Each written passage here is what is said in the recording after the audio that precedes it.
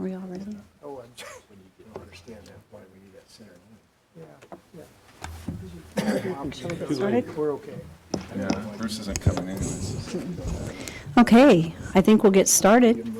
And welcome to everybody that's here tonight. We have a big crowd this evening, and welcome to those that are watching online. And this evening, we're going to call to order and start with the prayer and pledge. And Mr. Landon Hagberg, where are you? There you are. Thank you. I had not seen you yet. Come on forward. So thank you for opening us in prayer and leading us in the pledge. It's appreciated. First or pledge? Okay. First, yeah.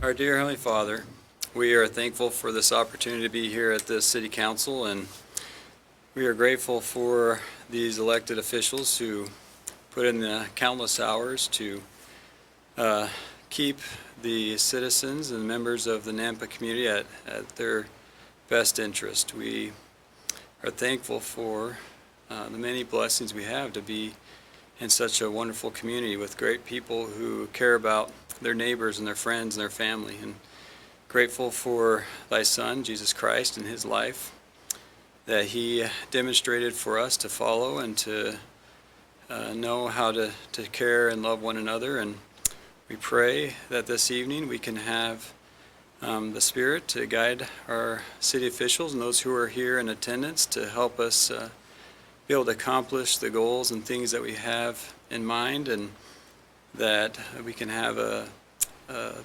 feeling of trust and building and helping one another and listen to each other's concerns and needs, and that those things can go smoothly, and that people can leave this meeting tonight and know that their voices are being heard, and that things can take place to help Nampa to continue to grow and be great examples of thy Son, Jesus Christ. And we say and ask for these things in the name of Jesus Christ. Amen. Amen. Pledge allegiance to the flag of the United States of America and to the republic for which it stands, one nation, under God, indivisible, with liberty and justice for all.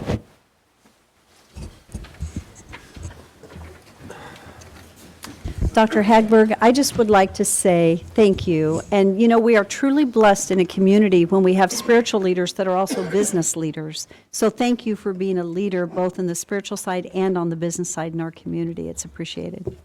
Thank you. Let's begin with roll call. Rodriguez? Here. Gruner? Here. Hogaboom? Here. Levi? Present. Haverfield? Here. Did you call Skog, but you just knew he wasn't here? Okay, so Bruce Skog is out of town this evening, so he's with us in thought, right? No. No, oh. He's on a track. So much money. Oh, that was, oh my. I wouldn't go that far. So we do have some proposed amendments to the agenda this evening, and we will be removing items 7.1, 7.2, 7.3, and 7.4 due to a clerical error. Those will be postponed to the next agenda, so there will be lots of reading at the next agenda. But other than that, I'm not aware of any other amendments to the agenda. Council, are you aware of any other amendments to the agenda? Seeing none, I would stand for a motion to approve our consent agenda. So moved. Second. Clarification, though, did you say 7.1 through 7.4? Yes, Okay. 7.1, 7.2, 7.3, and 7.4. All the under unfinished business. Yeah, reading of ordinances. Okay, it's been moved and seconded. Roll call. Gruner? Yes. Hogaboom? Yes. Levi? Yes. Rodriguez? Yes. Haverfield? Yes.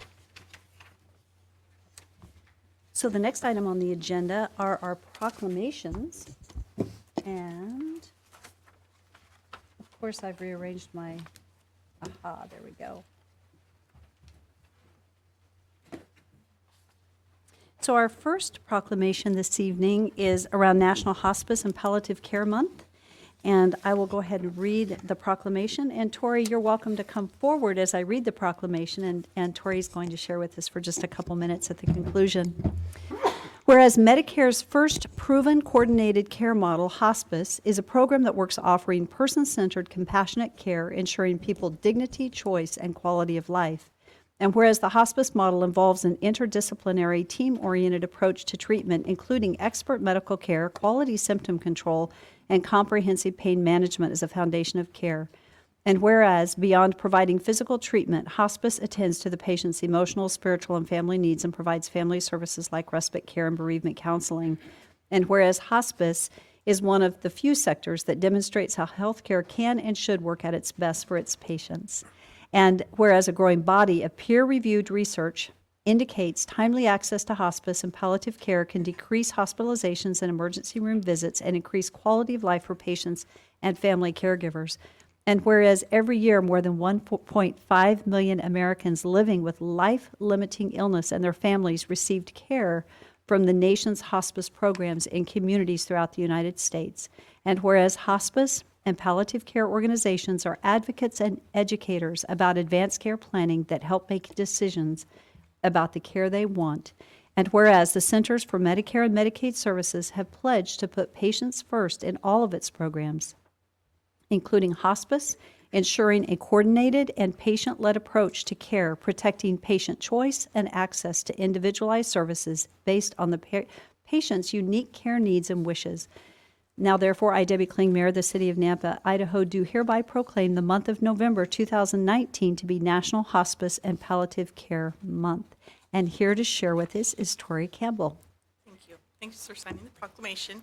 I am fairly new to hospice and have been enlightened in the last 2 months as to the services that hospice really can give to not just the patients, but the families also involved. The caregivers have a great burden when they're trying to take care of their loved ones, and I encourage everybody to reach out to not just Treasure Valley Hospice, but any of the hospices. If you're a caregiver or you have somebody that you love that is possibly needing some help of some type, reach out and ask those questions, because there's so many services available that many people don't even know exist. So thank you.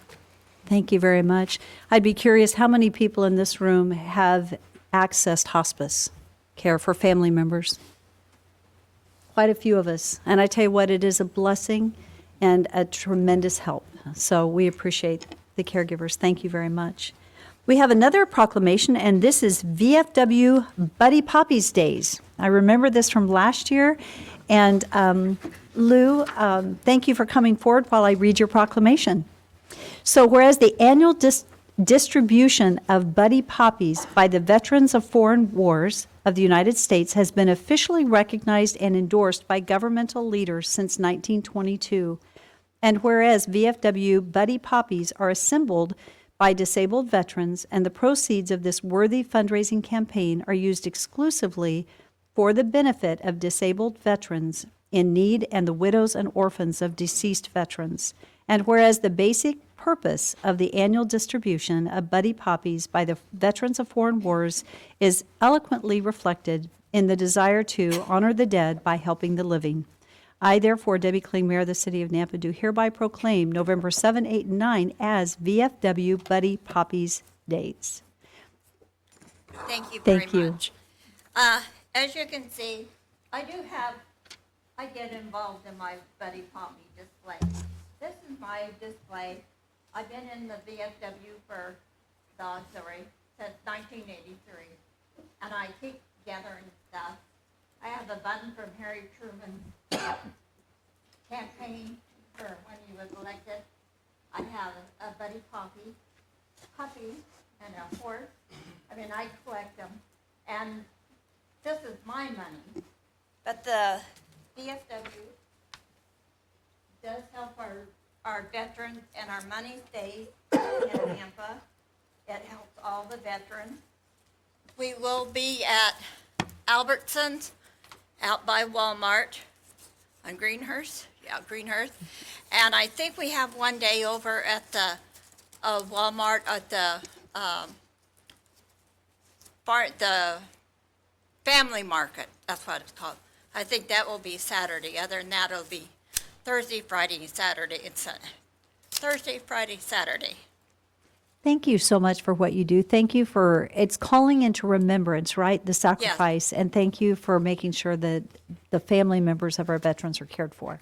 It's Thank- greatly appreciated. Thank you. Anybody else want a puppy? I have a few more. Anybody want one? Sure. Uh-huh.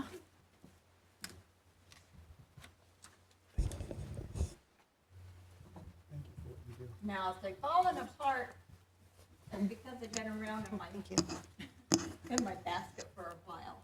Thank you. Thank you. Thank you.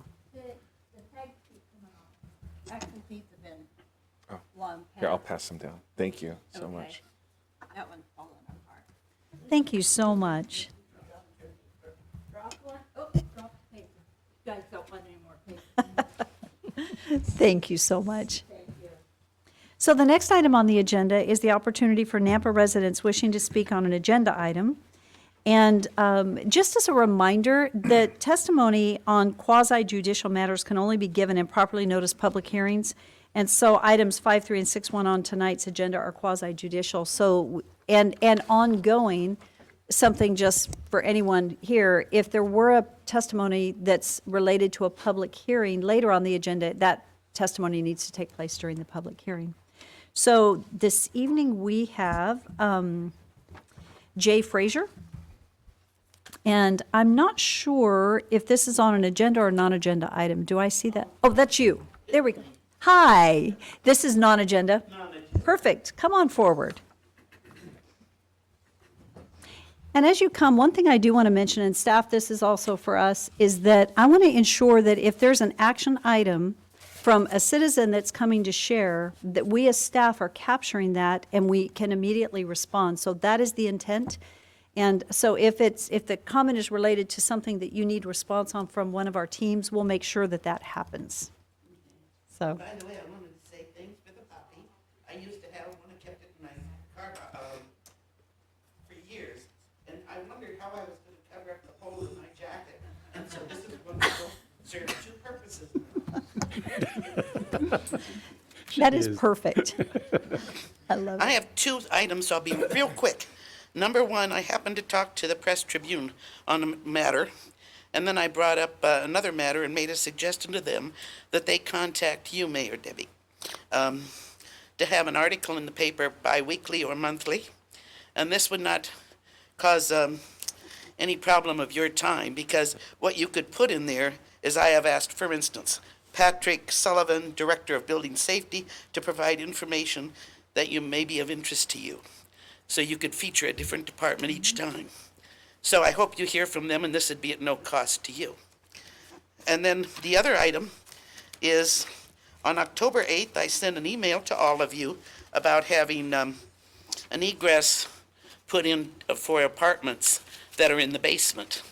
And subsequently, that email was sent on to Patrick Sullivan, and he says it's doable. But in the last sentence on his letter, it says that we can modify the code to be more restrictive and require that all basement bedrooms be upgraded to the current emergency escape opening. The problem there is the word bedrooms, because my next door neighbor, who now is no longer there, what he did, he remodeled the basement, did not put any doors on the bedrooms, took out the pole for the clothes, put in a metal rack that you hang clothes on. So this way his property taxes wouldn't go up, because he didn't increase the number of bedrooms, and yet he rented it out. So what I thought I would do is contact Patrick Sullivan and just talk with him about that matter, and see if we could come to a more, something that would reflect, what we want here. Anyway, well, that's it. Thank you. Patrick is not here this evening. We will ensure he gets the message and then have him follow up. Oh, yeah, because if he would like to call me, I can come down here. That would be fine. That would And be I thank great. all of you. You're all just sweethearts. Well, we shouldn't tell your people who work for you that, though. Thank you so Get much. anywhere with them. And I'm going to leave because I had some trouble with the car. But Okay. thank you again for the time. Thank you. The next person on the agenda is Michael Marion. Is Michael here? And I don't know if this is an agenda or non-agenda item. Okay. Need to update, get that back on here. Madam Mayor, Councilman and Council Lady. I want to thank you for this opportunity to be able to speak to our city council. And I've been up here in the past in regards to speeding in our subdivision. And we've discussed with Chief Joe Huff and Captain Schenkel, and they went over with a meeting today with us, and it was very informative. Went over the findings of the radar reports and such of the driving, and it was very helpful. It was I want to give accolades to the police department for doing such a good job, and I know that their job is extremely busy. We still have speeders zooming around, but I think our police are doing the best they can, trying to deal with it. And I wanted to give accolades to that. And hopefully we can, as the city grows and gets bigger, we'll be able to address this problem. I've talked to Daniel Badger, and he's been very helpful as far as his plans on doing something about it, because it's a problem, even though it may be not a big number. If someone gets hit, it's going to be a bad thing.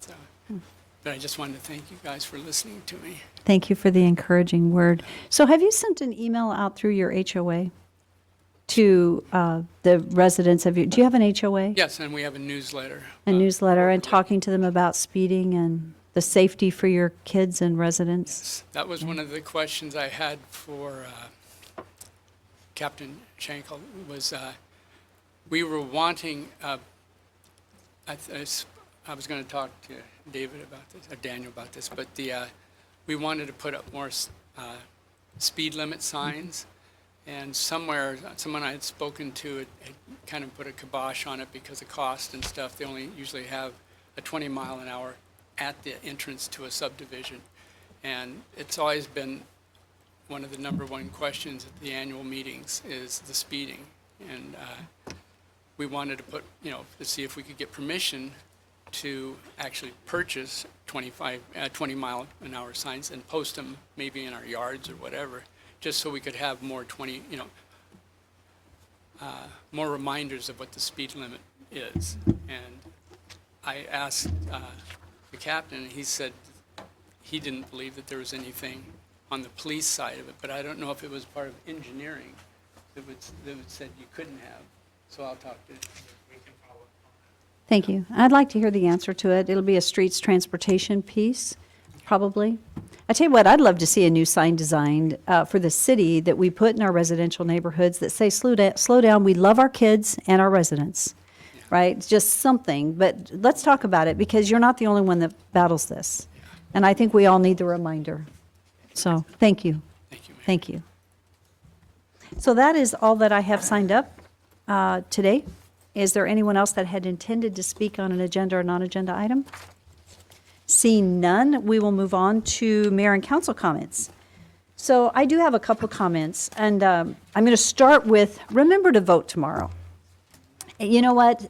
Sometimes our local elections get the lowest turnout, but it is the greatest opportunity to make a difference in your community.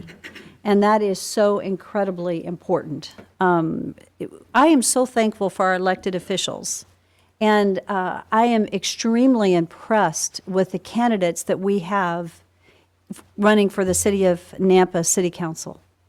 I don't endorse candidates, but I just want to say I'm so proud of our community, and I'm so impressed with our candidates. And I just want to encourage people, for all those of you here and anybody watching online, please encourage your neighbors to get out and vote.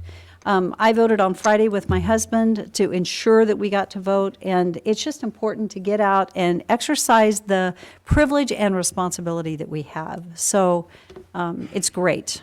So anyway, and thank you. We have a couple of the candidates that are running for office are here, and I just want to say thank you for stepping up and being a part of our community. It's important. So another topic is the Meridian recently passed an ordinance on handheld devices. And it was a ban on handheld devices. And just so that our citizens know that the City Council will be talking about that at the November 18th City Council meeting. And at the time that that ordinance was passed, Amy Bowman, our communications manager, actually sent out a survey. I think it was on Facebook. Was it also in Nextdoor? Okay, so on both. And it was interesting, the feedback, 67% of the Facebook people said yes, we should have a ban on handheld devices. 77% on Nextdoor said yes. So I thought that was very interesting, but we'll be talking about it more at the November 18 City Council meeting, so we'll have that on the agenda. Today was a grand opening for Job Corps. I don't know how many are familiar with Centennial Job Corps that is setting up by the golf courses on that knoll just on the other side of the freeway. And that has been taken over by the state of Idaho, and they are going to begin with 100 non-residential students. That the education will be provided by College of Western Idaho, and they will have 50 resident students. And so I think it's such a beautiful campus, and we are truly privileged that we have that educational opportunity right here in Nampa. So that's pretty exciting. Rake Up Nampa is this Saturday. If anybody had wanted to help Rake Up and didn't sign up, please contact Beth. It would be Economic Development. I think we have quite a few teams, but I'm sure we could use extra hands. So that is Saturday morning. I think, I forgot one more. I'm sorry. We had a Nampa area resident, Mr. Robert Schaefer. He was an architect and longtime state legislator who served in the Idaho House for 28 years. He died on October 19th. That was brought to my attention. He was a graduate of Nampa High and earned a bachelor's degree in architecture from the University of Idaho. He served in the U.S. Air Force from 1957 to 61 and held numerous positions in Nampa, including serving on the Nampa Planning and Zoning Commission from 1979 to 1990. That's a long time. He also served on the Nampa School Board and served on the board for Habitat for Humanity and was participating in Kiwanis. So services are held Wednesday at 11 a.m., November 6th at Zion Lutheran Church. So anyway, that was just an acknowledgement to remember somebody that served our community for quite some time and on our Planning and Zoning Commission. I think those are all of my updates. Council, do you have? I don't usually do this, but I'm going to. And I'm going to be a little, as far as NNU, that is where I work. And there's a couple things happening that I think would be important, and let your kids and grandkids know also. On Thursday night this week at the Brandt Center on NNU, it's free. But there's a movie called I'll Push You. And some have seen that a couple years ago. It's an award-winning movie. It's about two local individuals. One lives in Eagle and one lives in Ontario. But how he pushed his friend for 500 miles. And just amazing what kids and so on can learn as far as what friendship and relationships are about. And so that's free. You just walk in, Brandt Center, 7 o'clock on Thursday night. Second thing, and this a little more, but NNU, just like C of I and different places in Canyon County are growing. We have a brand new student commons, and that's being dedicated Friday at 3 o'clock. I know the chamber and different ones will be there, but just support your universities in this area and colleges. They do great work, and along with Boise State, we always have the blue turf, but there's other things happening at these other places also. So encourage you to come. And I think there's one more thing within NNU, and isn't the Mayor's Cup coming up? Oh, I'm sorry. I thought you would talk about that. Go ahead. Okay, Mayor's Cup is a week from Tuesday, and if those of you who don't know about the Mayor's Cup, that is a tradition that's been going on for over 100 years, and that's a basketball game with College of Idaho and NNU. And the first one happens to be a week from tomorrow, and 7 o'clock, and guess who gets to throw up the jump ball, the celebratory jump ball? Our Mayor Kling. And she has been practicing since last year on that, so. Last year, I think I would have hit the ceiling. It was quite embarrassing, and so I do need to practice. Yeah. I didn't know she was that powerful, but she's powerful, yeah. But we have had the privilege of hosting the trophy in the mayor's office for a year now, and the goal is to retain that thing, right? We're planning on it, yeah. Yes, yes. No prejudice here, okay. Are there any other updates, Randy? Mayor Kling, it's important, I think, to stress the opportunities when they come of industrial growth that's happening in our area. And last week, the disclosure was finally made for CXT, which is a subsidiary of LB Foster. They make concrete structures, and they were able to announce that they would be moving to Nampa. 80 jobs that are very good paying jobs. They will be looking at the College of Western Idaho VOTEC program as far as to be able to hire students. So it's a really good business that's moving here. And it's, again, it's a better kept secret than Project Bronco was, is Project Charlie, and that's CXD. So, Which is very exciting. yeah. So it's pretty cool because we've got Amazon that was announced in CXT, and then the groundbreaking for the Karcher Mall is happening later this week, right? Yes. So we've got some exciting things, and we're going to continue to move that direction. Okay. I want to thank the vendors for passing out candy in downtown. Some of that candy worked its way into my stomach. It's no, How did that You happen? missed dad tax. No, our kids. I have 5 kids, and so it's an annual tradition to go downtown, and the business community, downtown community. It's just something special in our downtown. Also, if you don't know, there's a couple new murals up that everyone should go check out that might be of interest. So thanks to H&M Meats for adding a mural on the side of their building. It's a beautiful mural. And also Rolling H has a mural on the side of their building as well. So there's a couple new features to look at. Their hopes are that a lot of people would stop and take selfies in front of those murals, and it's a way to promote Nampa and local business and our downtown businesses as well. So just shout out to all of them. Yeah. Mayor Kling. Yes, and I'm going to cap on Rick's statement about downtown. That was beautiful on Halloween Day. The students that danced, oh my gosh. Idaho Arts Charter School. That Is was that who that was? awesome. Yes. Oh, my God. Really appreciate them. What a brilliant, the downtown is getting to where we want it to be. And we just need to keep working with them. And I know Mitch is on board with the chamber. And it's pretty cool to see what's going on downtown. Also, one funny thing is that I took my 8-year-old granddaughter, and of course she was dressed up in Superman or whatever she was, and everybody kept calling me councilman. And she looked at me finally after about an hour. She said, "Grandpa, don't they know that your name is not councilman?" And I said, "Well, well, sweetheart, that's just what position I am. I'm a councilman." She goes, "Oh, weird." So I tried to explain, but you can't explain it. She just wanted more candy. So anyway, but I see Kenny was with his grandson. Where are you, Kenny? There you are. He had his grandson out there, so it was cool. But anyway, downtown is going to where we need, and that's my main focus. So thank you. We're doing good. Awesome. Are there any other comments? Okay, seeing none. Agency and commission reports. Beth Einig. It's a really good segue. There you go. It's all about downtown right at the moment.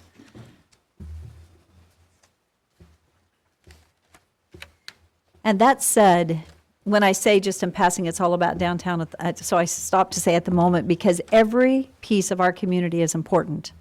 So it isn't right now we're talking about downtown, and the revitalization of downtown is very important because it's the living room of our community, but every corridor of our community is important. So Beth, thank you. Thank you, council members, Mayor, for giving me a great segue to talk to you about the Nampa Main Street program and the work that we've been doing. Is this working? Maybe not.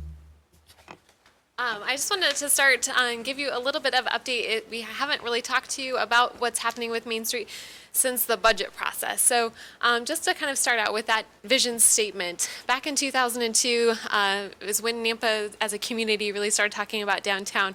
And I've always felt like their vision statement that they wordsmithed back then is still very applicable for exactly what we are aiming for today. It's that downtown Nampa is a sparkling example of the mixing of office, specialty retail, and residential uses. The family-friendly, turn-of-the-century, park-like atmosphere has become an outdoor living room for the entire community. So we've heard these words, or very similar words, throughout our strategic planning process that took place in 2018 and into the early part of 2019. So it just seemed like a good reminder of kind of where we want to go as a community for downtown. I wanted to update you in terms of putting together a board. Oh, thank you. We work diligently, kind of following best practices from the National Main Street Center in putting together an advisory board for the Main Street program. So this is a group of individuals from all parts of the community. We have on there Julie Vincent and Mark, I can never say his last name correctly. Skibout, thank you. From the BID, both president and vice president and business owners in downtown. We have Connie Runia from, she has a law office within the old library building. Jordan Yankovic chairs our Arts and Historic Preservation Commission. Marie Baker has both experience as an entrepreneur and with a Main Street program where she lived formerly in California, but also serves as a small business development counselor for the SBDC here in Nampa at the incubator. And then Jose De Leon just recently was able to join us, which I'm really excited about. Jose has a great reputation in the community, obviously, and also has been a longtime Nampa resident, and so we're excited to have him on board. Certainly, Mitch Minetti, Councilman Rodriguez expressed his support from the chamber. Adam Haynes, owner of Rolling H, and then Grant Miller from his representation of the NDC Commission, and also certainly representing NNU.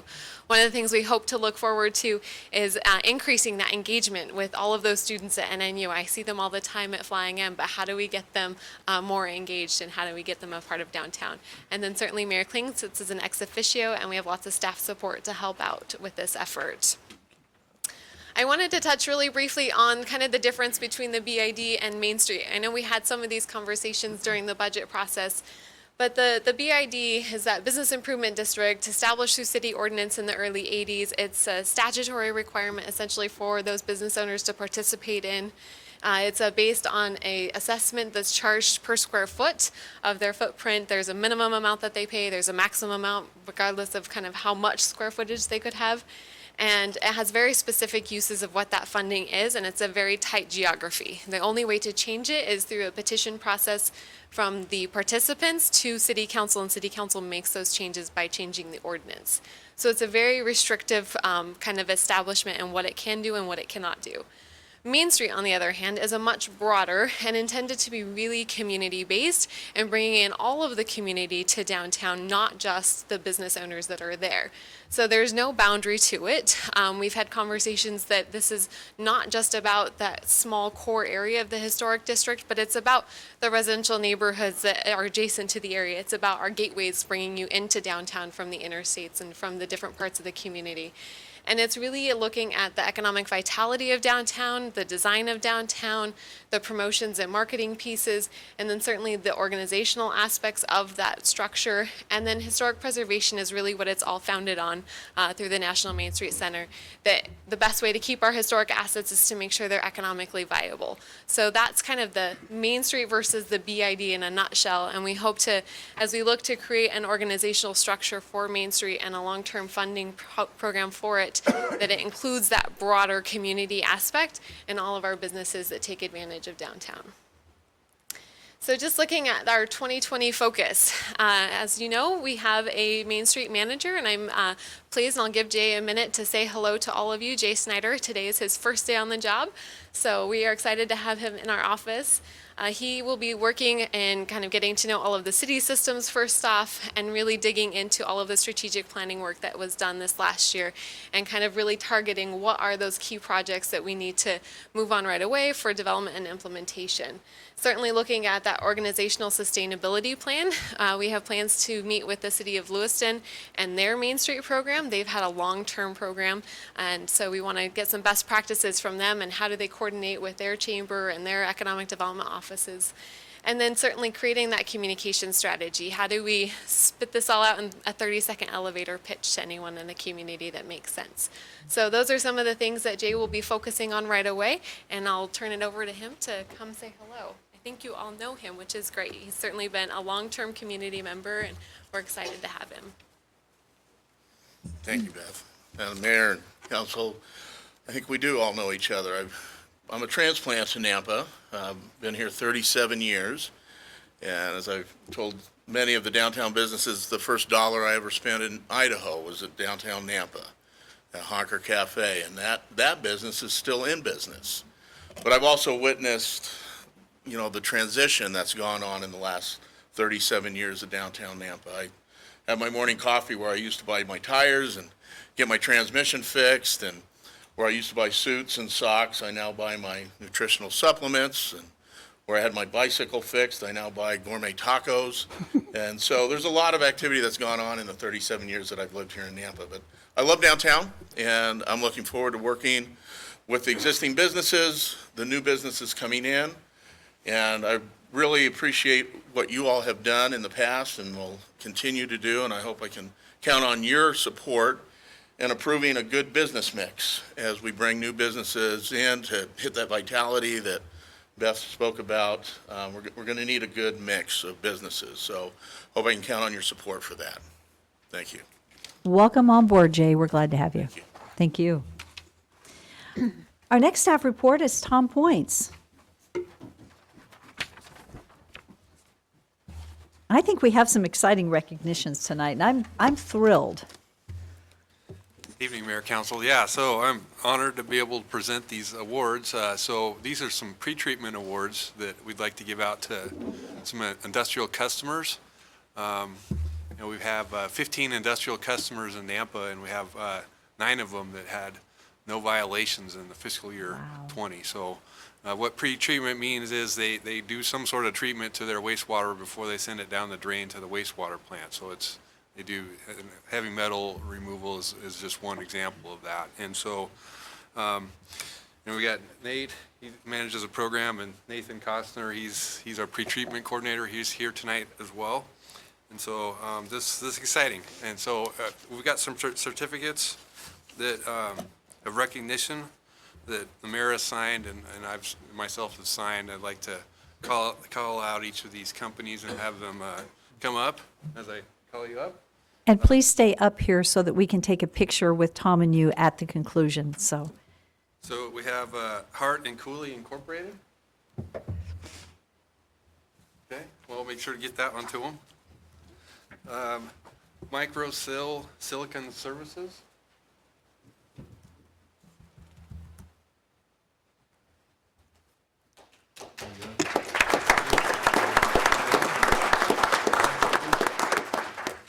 come on up here and you can just stand along here and we'll get a photo in a minute.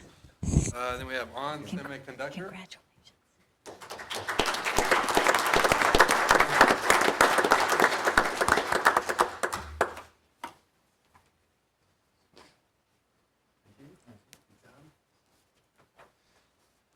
Then we have Porvair Filtration Group.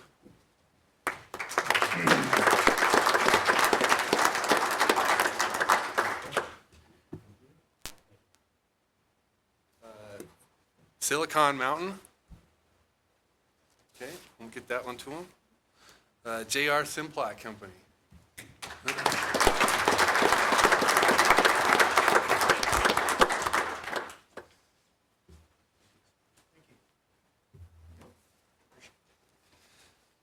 Then we have a Steelhead Metal.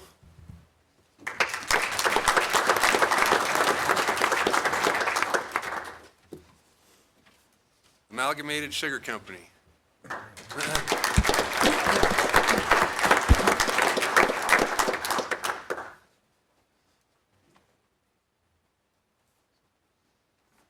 And we have Du Bois Chemical.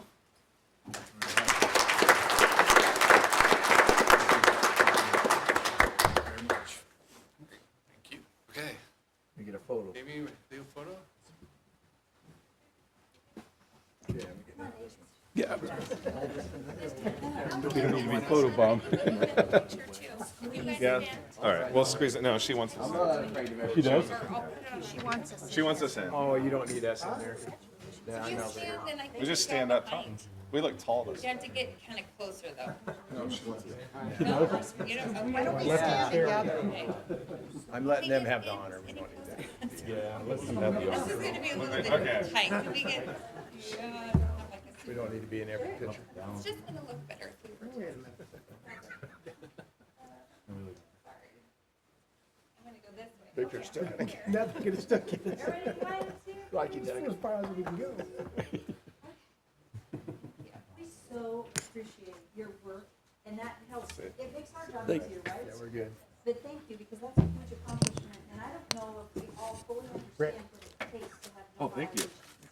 It's not an easy task, right? Thank you.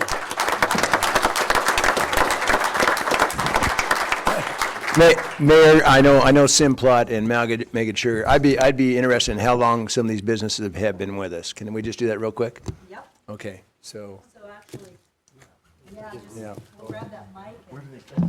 As you step out. It was on here.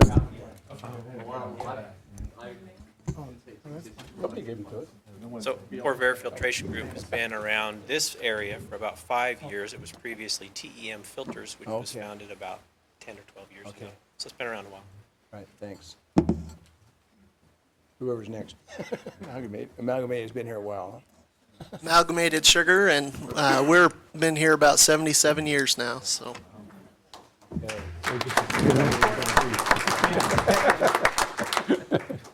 Steelhead Metal Corp's been here since the early 90s. All right. Good for you.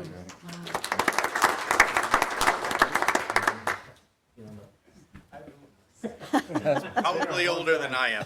JR Simplot Company, I'm pretty sure we started that business in the Napa area, probably, I'd say early 70s, so. Okay. Wow.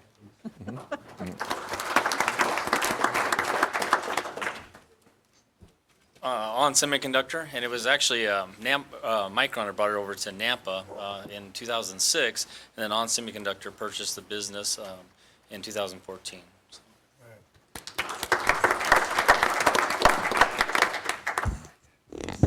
Microcell, we've been here in Napa since '03, so roughly 16 years. Okay. Thank you. Awesome. Think you're it? DuBois Chemicals. We were previously BHS Specialty Chemicals, BHS Marketing, and near as I can tell, we've been here for about 14 years, give or take.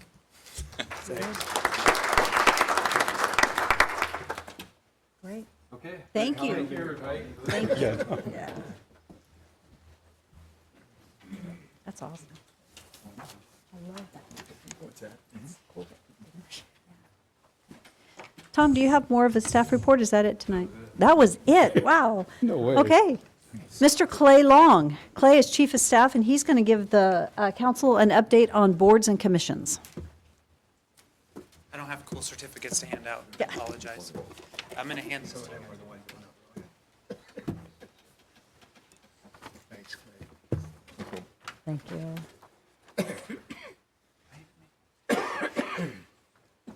Would you autograph it? Would you autograph it?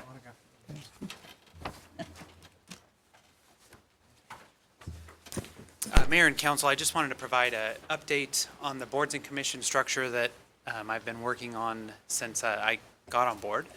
One of the first things I did was meet with all the staff reps, with all the boards and commissions, and we talked and identified what were some of the successful processes we had and where could we improve to streamline and make things more consistent across the entire city. So we did come up with an appointment process that starts with a press release anytime we anticipate a vacancy in one of our border commissions. And then going through, the document I've handed you is kind of that process, starting as early on as possible. Hopefully 90 days we can get that out. Let people know we're looking for folks. We just sent one out October 17th for what we anticipate between now and the end of the current year, December 31st. We've gotten some very good feedback and probably 20-some applicants based on the different boards and commissions that we identified vacancies for. The second page of what I handed out is a new application that accompanies the letter of interest and resume. And then we also identified that if a person's currently serving, that we don't necessarily need them to resubmit their resume. We're already familiar with what they are, but we would ask that we have a letter of why they want to continue their service, and those pieces of information will accompany in the packet when those nominations go forward. So from that process, they go back to staff to review and make sure that number one, if there's any residence requirements, that's met. The second thing, if there's any specifics that are required for that border commission, whether it's occupation or certification, that's met. Then the board and commission will go through, review the applications, interview, and then provide their top applicant back to the mayor's office, and then it's put on your agenda. So tonight there are two of those that have gone partial. One of them went through the process earlier in the spring. The library board position went through this new process, and the feedback we got from the library director was that it was a good experience and it was streamlined and articulated to what the expectations needed to be. In addition to that, we're also working on a board and commission handbook to do some onboard training when we do have new board and commission members of what are the requirements, who are the players within boards and commissions, from council to the staff reps to the mayor's office to my role as chief of staff with boards and commissions, and really helping them be successful and foster a good environment for every board and commission that we have, as well as acknowledging the work and effort that they're going through to be a part of that and give their time. So that's what I have. Any questions? I have one quick question. If someone's interested in applying, where would they go? Could they go online? Yep. And would this- citynampa.us/serve. Serve. Perfect. Thank you. Mayor, just quick question. I know these are volunteers, so wonderful people that are applying for this. Are there term limits, though, or suggested times where we kind of rotate? So one of the reasons we went to this new process is so that new people have the opportunity to apply. While someone that's currently seated on a board or commission may reapply, we still want to offer it and open it to the public. So they could, so then you, then who are the individuals that make the final decision, whether the new applicant or a? The board and commission. Okay, and there's how many on that now? It just depends on what board and commission it is. Okay, so the fellow folks, okay. Because they're really as we went through this process and discussion, they're really the content experts of what the skills and experience need to be for each board and commission. So that's kind of, there's multiple steps involved, but. I would say that if you have a suggested process, it sounds like you have maybe some Yeah, ideas. no, I just want to make sure there's new faces and, as far as opportunities, but it sounds like that's being, although I would think like it, when anything, sometimes in that case, it's not an incumbent, but somebody that's already and is, dealing well, then there would have an advantage over somebody new applying, so. But that's just reality, so. And I think Yeah. that's why we did change it so that it's an objective process, and if someone doesn't get reappointed, it isn't that they're not doing a good job. It's Right. giving the opportunity for other citizens sometimes to actually serve, and so it is opening it up. Good. So that we can get, but if you have further ideas, let Clay know, because we're open to them. Appreciate the process, though. Doing well, thanks. Thank you. Thank you. Thank you very much. Okay, that is the end of section 4 on our agenda. Now we're going to move on to number 5 on the agenda, and this is new business. The first item, item 5.1, is an action item, and this is the appointment of Ron Worsmer to the Nampa Arts and Historic Preservation Commission. Mayor, Yes. I would move that we appoint Ron Wormser to the Nampa Art and Historic Preservation Committee. Second? It's been moved and seconded. Is there any further discussion? Hearing none, roll call. Rodriguez? Yes. Brunner? Yes. Haverfield? Yes. Hoagboom? Yes. Levi? Yes.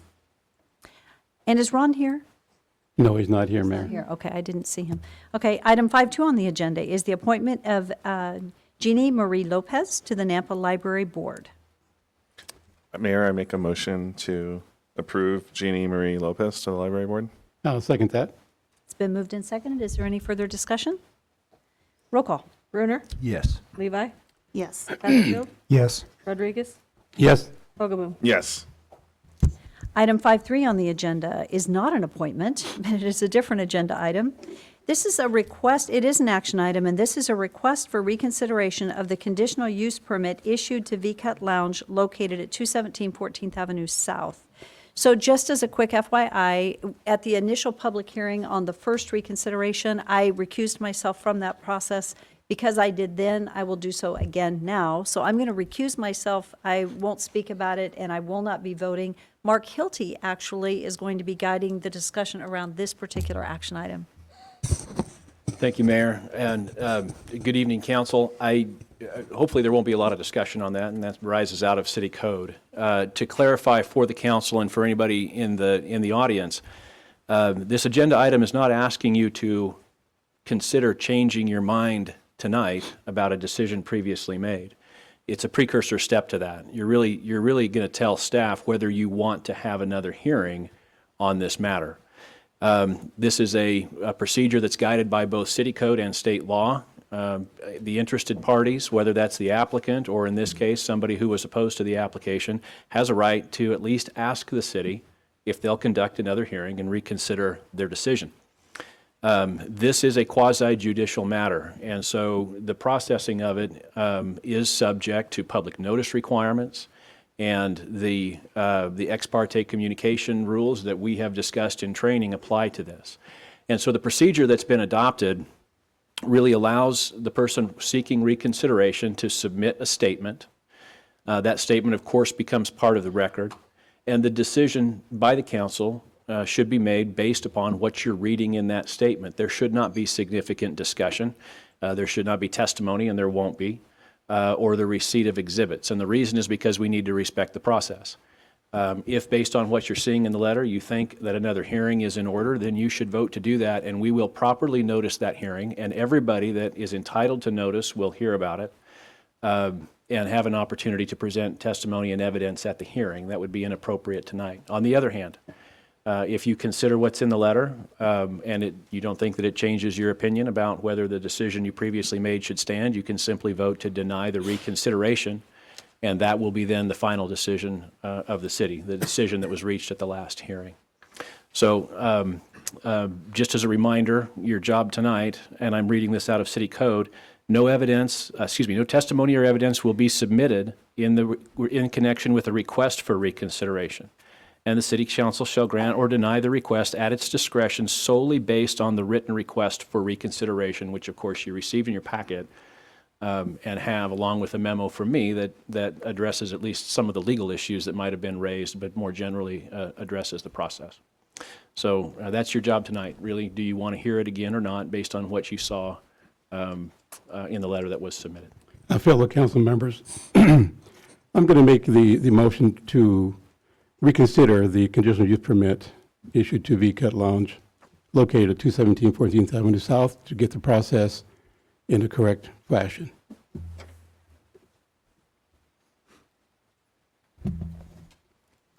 I'll second it for the sake of discussion, because I need to ask a question. So I've read through the letter, and I'm hoping I can ask this. Was there a violation of due process?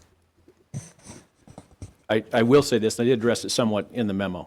The hearing procedures probably didn't go down the way that we would have liked, and we're learning from that.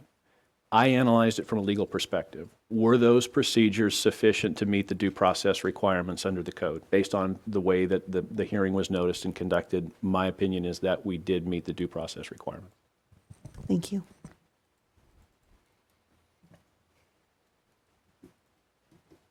Do I take over that's from fine, here, since Mayor. I'm recused from it, so I'm just pausing, so. Fair enough. Council, there's been a motion and a second. Understanding we have limited discussion, but is there any more discussion? Clerk, would you call the roll? Bruner, And just clarification, if we are denying as far as the appeal, that is a yes or no? The motion is to go ahead and reconsider it, which would require another hearing. So if you vote yes, you're voting to have another hearing. Okay. And that was my motion for reconsideration. Okay. No. Hogaboom, No. Haverfield, No.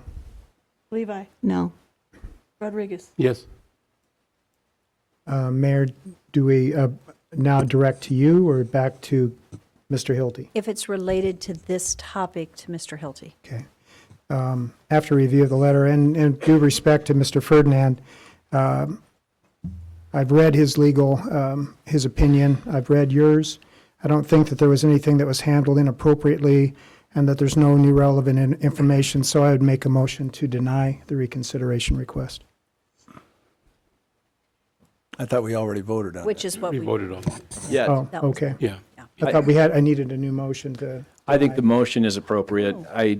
Because there was a motion to grant reconsideration that was denied. Now there's a motion to deny the request for right. reconsideration. And Madam Mayor, hopefully we'll just improve on the process. But to put this owner through anything further Right. does not make sense to me. Thanks. So there's a motion. Second. Clerk, would you call the roll? Rodriguez, Okay, catch me up. Yeah, what is happening? We're I think you're a no. motion. Am I a no? What was your My Go ahead. motion was to deny the reconsideration request. Okay, thank you. No. Yes. Yes. Turner? Oh, sorry. Hogaboom, Yes. Good start. Levi, Yes. and Haverfield. Yes. So that concludes item 5.3 on the agenda. So moving on to 5.4 on the agenda. This is also an action item, and this is to authorize the adoption of this, for the City of Nampa fiscal year 2019 Bike and Pedestrian Master Plan. Jeff? Mayor, City Council, good evening. On October 7th, we had a special council meeting where we went through the Bike and Pedestrian Master Plan and the Transportation Master Plan. And it's been a month since then. We have consolidated all the comments that we received, and we would like to move forward with approval of those documents. The first one is the Bike and Pedestrian Master Plan.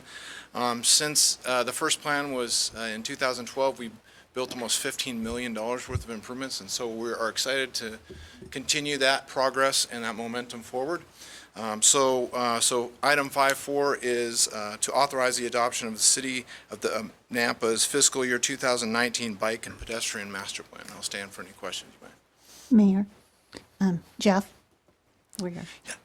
Thank you. As I'm reading through it, and honestly, with the master plan for the streets and then the master plan for this bike and ped, there was a lot of reading. And so I didn't get to digest as much as I would have liked to have been prepared for this. But my question overall with the bike and ped plan is any of this funding that we're looking at dependent on the funding that we get from VRT to have those pathways and the crosswalks?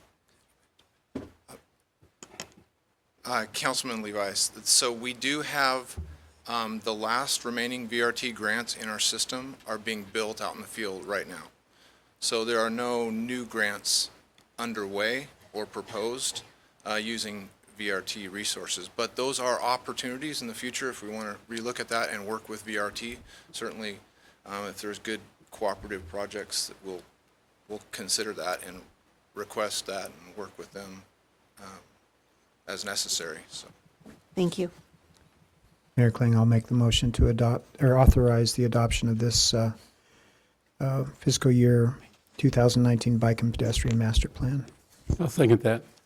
It's been moved and seconded. Is there discussion? Just to compliment the amazing work, and I believe Loreta's out here somewhere, and Yep, is she's she? out there. Oh, she's out there. ducking Okay, ahead. okay. There. Well, anyway, I mean, and that is a ton of quality work that we tried to read through. It's a lot of pages. Okay. And also, Mayor, one thing that I saw in here that I really enjoyed was not only the programs and the projects, but the education to our car drivers of safety towards these bicycle riders. It's bad enough that you have to watch out over your back every time you come to an intersection or go down the street, but this also includes safety net to our community, and I appreciate that.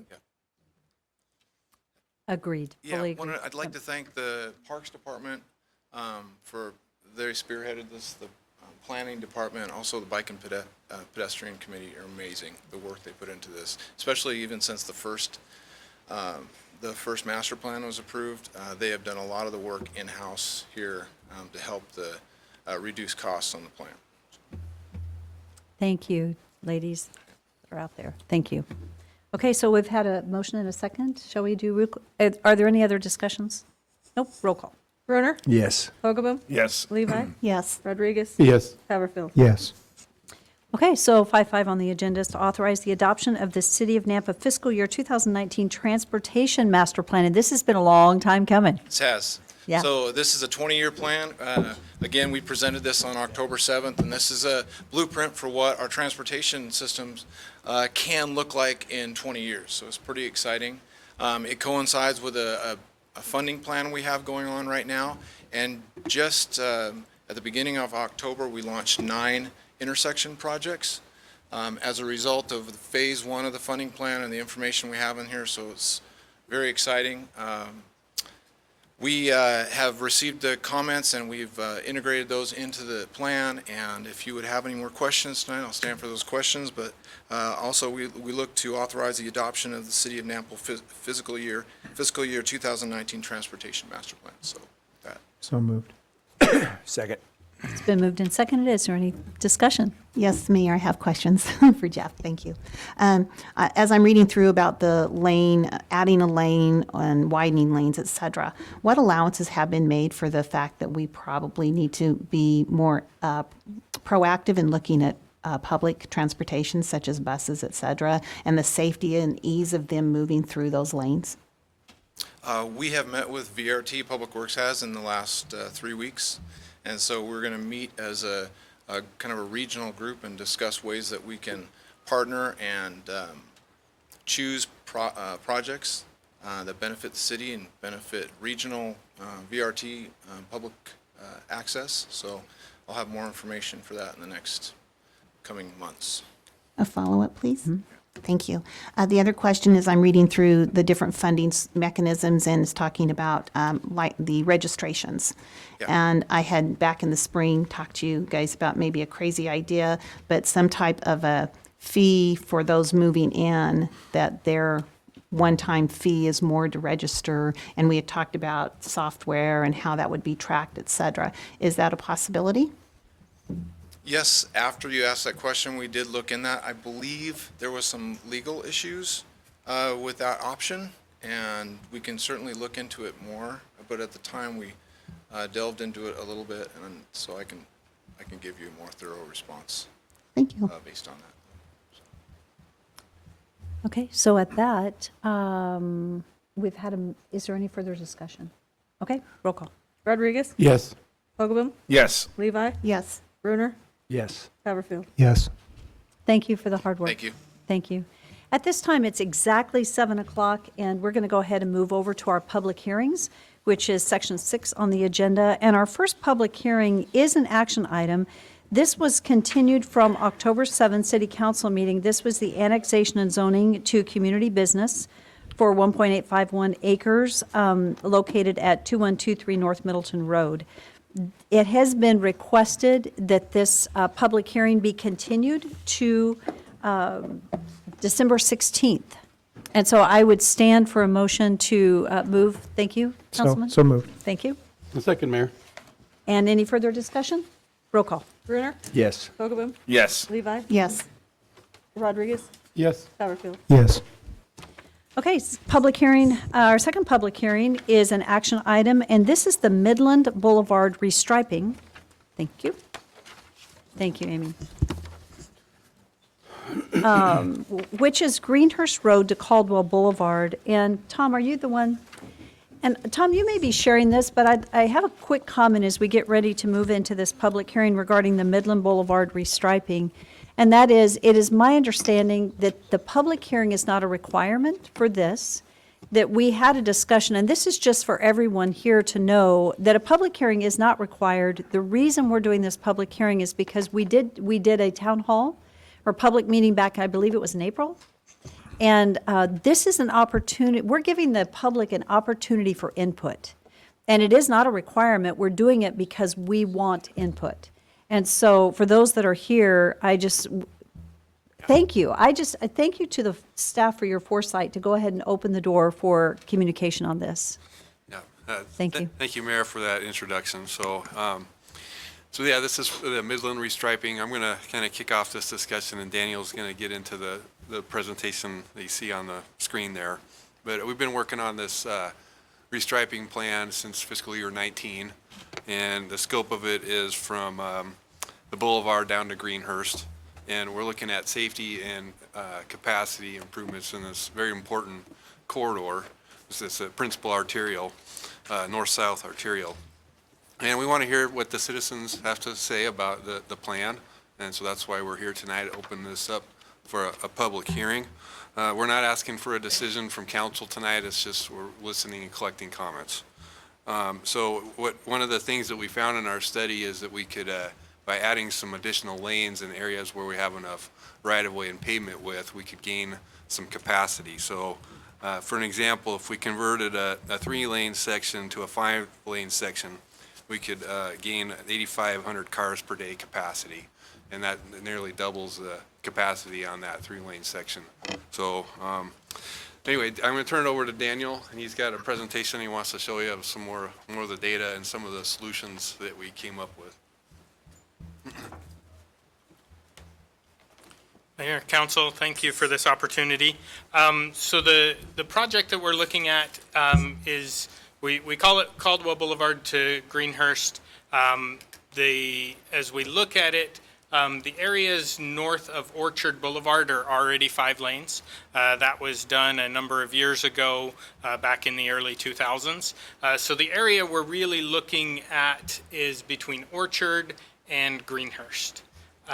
So when we started this project, it was back in 2018. And so we were looking at what we can do to make more consistent and add capacity with the striping as we bring our chip sealing up and look at Midland, what our opportunities were.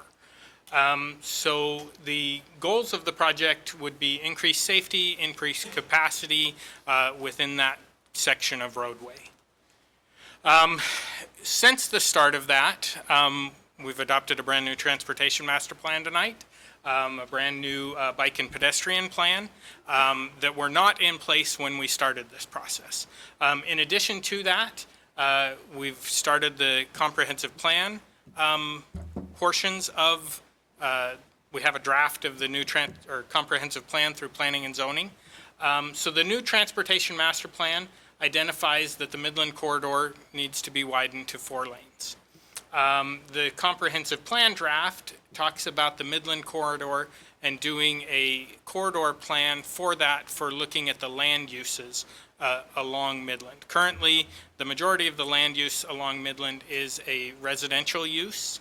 However, with the volumes of traffic on that roadway, that may or may not be the most appropriate use for that land. And so the comprehensive plan, they've identified that we ought to look more closely at that corridor going forward.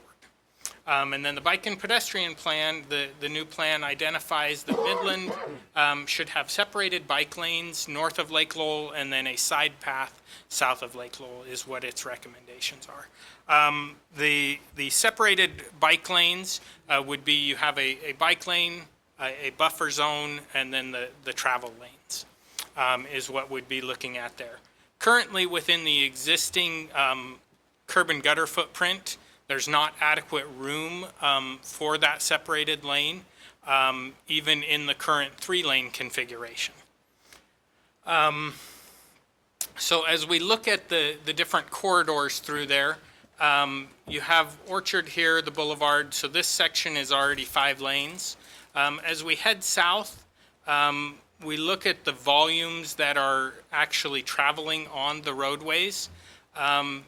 As we evaluate those based on the new transportation master plans, volumes, looking at our level of service D, which is what we've adopted as our level of service that we want to maintain within our roadway networks. We would be looking at the area north of Lone Star would currently meet the traffic volumes needed to have 5 lanes through that section to meet the congestion, that level of service D and the congestions levels we're looking to target there. As we look at it, there's a couple of different options, and at the public meeting in April when we presented, we were looking strictly at this top option, which would be a 5-lane section, maintaining a center turn lane and 2 through lanes in each direction.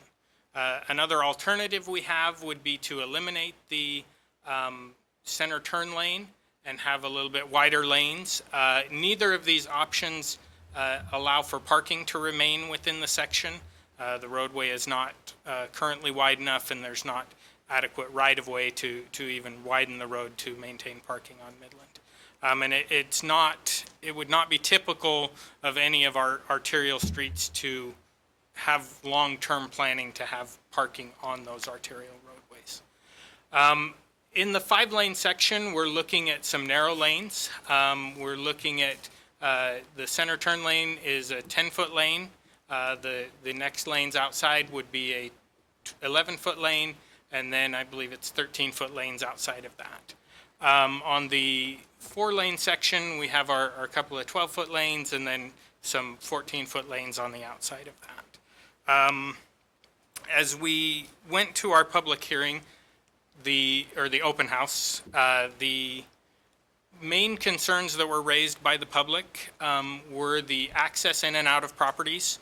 The majority of those properties, when they were built, those accesses, they back out onto Midland. They don't have adequate room necessarily to turn around within their front yards. The narrow lane widths, the safety of getting mail, and then the safety of trash pickup. We've looked at what we can to help mitigate some of those concerns. The access in and out of properties, as we looked at that, because of the proximity of the front of the houses and the existing curb gutter sidewalk, there's only a few locations where adding a hammerhead turnaround in front of the home would be a viable solution. And so we don't have an easy way to mitigate that concern. However, we've looked at the safety data in the section north of Midland, or north of Orchard on Midland, and we don't see a significant difference in the accidents in that section of the roadway that has the 5 lanes already, and the number of accidents south of that with the 3-lane section. So we don't see that there is likely a significant increase in or decrease in safety with that change being made. Looking at the narrow lane widths, narrow lane widths typically make people a little more uncomfortable driving. If you're more uncomfortable driving, you tend to drive slower. So narrow lane widths are a method that we can look at to help drive the speeds lower, which tends to decrease or increase the safety on a corridor. If you have people, not feeling so comfortable, they're driving slower, they tend to be more aware of their surroundings. As for the safety on the getting the mail and the trash pickup, one of the things that we've looked at that we would recommend going forward when this does become a project would be, as part of the project, installing double-door mailboxes so that residents can get their mail from the sidewalk rather than needing to step into the roadway in order to get their mail. In addition to that, with the trash receptacles, we looked at how to, if those are going to be travel lanes and not have room for that, how do we allow for that to be on the sidewalk and not inconvenience pedestrians? And so we would look at recommending installing mailbox and trash walkarounds so that there's adequate room for the mailbox, the trash receptacles, and still have pedestrians be able to come out and around those facilities. So that's kind of what we're looking at. Tonight is really just an opportunity for the public to express their concerns to City Council, and for City Council to then, let staff know what their thoughts on that. We'll then take all that information back, look at what we can do to help mitigate those concerns, and bring back a proposal at a future date. And so we're not here for any decisions. It's really just an opportunity for the public to provide that input to the City Council. Any questions? Mayor Kling. I'm glad you're up here and this conversation's taking place. I got a phone call today and I said, I'm going to get a hold of Daniel and find out what's going on. They were asking what the survey crews were doing up and down Midland. So that's what I assume this has been for? No? We don't have any survey crews out on Midland for this right now. Okay, so I'll dial into an intersection then and you can tell me what's going on. Midland and Lake Lowell? So Midland and Lake Lowell, yes, we have a design project there that we are working on the intersection design at that location. This fiscal year, we have designs for Midland and Lake Lowell going forward, and Midland and Iowa going. So is that just striping, or is that signalization? That would be signalization or roundabout. That's a decision that will be coming before the board at a Okay. later date. All right, well, then that answers that question. Thank you. So I have a question. Tonight, we're not making a decision on the striping, but doesn't that impact what you're doing at those two intersections? Ultimately, it will, and we'll be considering that as we bring forward the design recommendations for those intersections to council. Okay, thank Mayor you. Kling. Daniel, there's a couple of things that I want to mention. It's too bad that we can't fix all of Midland Boulevard. If you start with a cup of coffee at Calder Boulevard and you go to Greenhurst, how much is coffee's in that cup?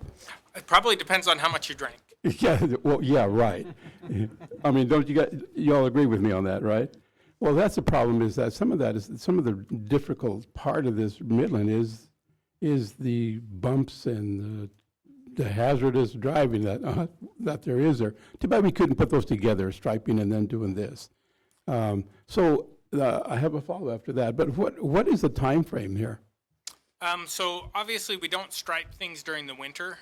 So the earliest we would be looking at doing anything would obviously be in the spring. Our normal striping rotation is that we come back and stripe after chip seal. So depending on what the decisions are and the scope of it, it could be spring, it could be summer. I see, okay. Next year. So it's not just right now? No, we will not be Yeah. making any changes immediately. Okay, now the second question is this. The manholes northbound on Midland Boulevard. They happen to be hitting on the left and the driver's side front and back tires of every vehicle that goes northbound on. Is the striping going to make those so we don't have to ride over them every? The striping would certainly adjust where the wheel path is. Now, whether that gets the manholes out, we're not planning on moving any of those manholes or valves. Right.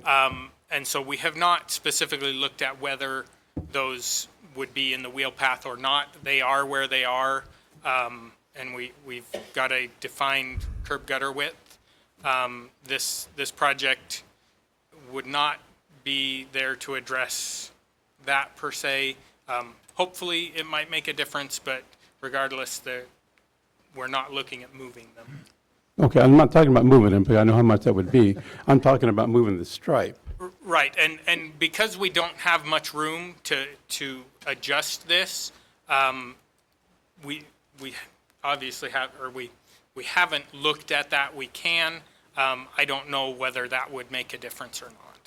It would make a difference on my car, yeah. Well, it might just mean you're hitting different valves or manholes. You're right, right. The city does have, Public Works does bring those up to grade. We have an annual project yeah. that within the zone, we go in, whichever asset management zone we're working in, we go in and do those collars that are bad to raise them up. Yeah, okay. Well, that's the other issue that I want to talk about with that. Remember, you're keeping the alignment businesses in business. Boy, that's for sure. Okay. Yeah, okay, thank you. So just a follow-up to that, and this is more of a comment than a question. When we're talking about the roughness of a road, so you were talking about chip sealing, but where you have a good base, and even though it's rough, you know that it hasn't deteriorated too much, you do chip seal during that rotation. But the actual rebuild of Midland, where is that? How far off is that? Like, how many years is it like? And Greenhurst is the same. Right. Right? It's just rough, and chip sealing doesn't fix that. And it's, lose your coffee. yeah. No, you can talk about a lot of streets, Roosevelt going, I mean, Yeah. come on, Yeah. we're just, these guys. So every year, we analyze every street section, and we have a pavement condition index number, 1 through 100. 1's totally failed, 100's perfect. And we look at a zone, and then we look at our budget. And Midland was definitely one of the roads that needed it. But there was other roads that needed it more. Middleton, the section over there, we chose to do. We had a design plan for Midland when you get up to Lone Star and to the north, but we just didn't have enough funding that year. So as funding starts to grow and our funding plan comes into play, you'll see a lot more of these arterials being done. And we're chipping away at a lot of them. I can just reel off some of the larger ones that were very bad that are done now. So, but that's just one we haven't gotten to. That's a great pun. Yes. Yeah. Thank you. So that said, we can be, it's good news, bad news. We're assured that we're not striping something that we're going to go in and tear up. Right. Which is the fiscally responsible way to do it. The bad news is it's going to be several years before we get to a total redo of Midland, is what I'm Correct. hearing. Yeah. Okay. That zone, our zones are working from Greenhurst to the north now, and it'll be another 7 years, so we're back in that. Okay. Okay, thank you. So Mayor, I do have a question for Daniel, some clarification for Daniel, I think. Can I add one thing? You So, bet, sorry. There may be pieces of Midland that we hit as we go north. There is a design plan, like I said, around Lone Star to the north there that we might have the funding to do when we get to that zone, so. Oh, okay, good, thank you. Just a clarification, in most of the width area on Midland, 52 feet, is that what my understanding is? Yes, I believe that is the correct. Okay, so if you did, I'm just in my own mind, so we leave the center lane out, we put in the 4 lanes, so we have, say, 11 feet on each lane. My math is not great, but I think that's 44 feet. Yes. That would leave 8 feet, with the possibility of 4 feet on each curb side? So the back of curb number includes the gutter plate and the curb itself. And so I'm just thinking of like mail and garbage delivery, if there is some space and even a little bit of wiggle room for folks backing out, if there was some space where we weren't going clear up to the curb. and that is why we looked at the 4-lane section rather than the 5. Right, but rather than going 14 feet, which I heard you mention, I'm just wondering, that's a lie, I will never be accused of being an engineer, but I just, and I like what you said about safety, with it being a little narrower, that people pay attention more, not using their phones and so on. So, okay. We're drinking their But- coffee. Good one. And the other comment that I think we may hear on this is actually bicycle pathways. Because that's something That would be a room. right, that to take into consideration, because we need to allow safety Right. for bicyclists, and we want to encourage that in our community, and so that's Yeah. something. And Mayor, a lot of I realize Orchard to Navajo, but on a lot of our busy 12th, Navajo, there's not too many, a lot of places don't have center lanes. Right. Yeah. And as for the bike and pedestrian improvements, this project is really just looking at striping within the existing roadway network to maximize our capacity. A future project will be needed to implement those improvements that are recommended by the bike and pedestrian plan. But those are things that will have to come as funding grows and the ability to do something there. I'm just always concerned that we put money somewhere and then we tear it up, right? Because it costs to stripe and to make these changes, and then we don't want to go in and change them again. So I guess that's a question I'm going to have. If we go in and stripe, are we going in, does that mean how many years, or are we going in and redoing something? So we stripe every year, pretty much, yeah. Twice a year sometimes for the stripe. So we, Right. yeah, we. But we a stripe- restripe is a little harder, isn't it? Because you got to clear. Or Thermoplastic is 3 to 5 years. 3 to 5, okay. That's a little bit more money. Oh, okay. But the ability to restripe is fairly, it's not that costly in the grand scheme of things to be able to increase capacity by just doing some striping, rather than obviously going in and doing widening and stuff that will be necessitated when we go to do those bike and ped improvements that are recommended by the new plan. Thank you. Are there any further questions? Okay, thank you so much, Daniel. So this is a public hearing, and this is the time that we can step into public testimony. So we only have 3 people signed up this evening that are all signed up in the opposition category, and so we'll just start there, and the first one is Beth Tarter. Is Beth here? Hi, Beth. We'll ask you to come forward to speak in the microphone you're going to defer. You got the short straw. Come on up. So is your address also 945 Scotts Avenue? Yes, it is. And are you Mr. Tarter? I am. Okay. So I am 1 block from the corner of Roosevelt and Midland. So the side of our house is on Midland Boulevard, okay? So at this point, most of those stop intersections that have a stop sign or stop light have 4 lanes of traffic, with the outside lanes supposed to merge, which in some cases they do. It just sets it up as a good drag race opportunity, which we have a lot of that happening right past our house, clear to West Junior High. So I understand what they're trying to accomplish here, but right now, with those 4 lanes, we're driving gutter to gutter. So if you're walking down the sidewalk and you have a big truck come by, a pickup with these wide mirrors, you have to be aware of the people coming at you for your own safety. So I understand what they're trying to accomplish. I mean, I appreciate what they're doing by looking at 5 lanes versus 4 lanes. But then again, you mentioned bicycle paths. The only way I can see adding bicycle lanes would be some kind of land acquisition and moving those sidewalks, moving the fences, the property lines over wide enough to accommodate those. I haven't heard that mentioned. That's my interpretation of what he's alluding to, but yet, I mean, that's probably on, maybe it's on that master plan. I didn't get a chance to see that. I apologize for that.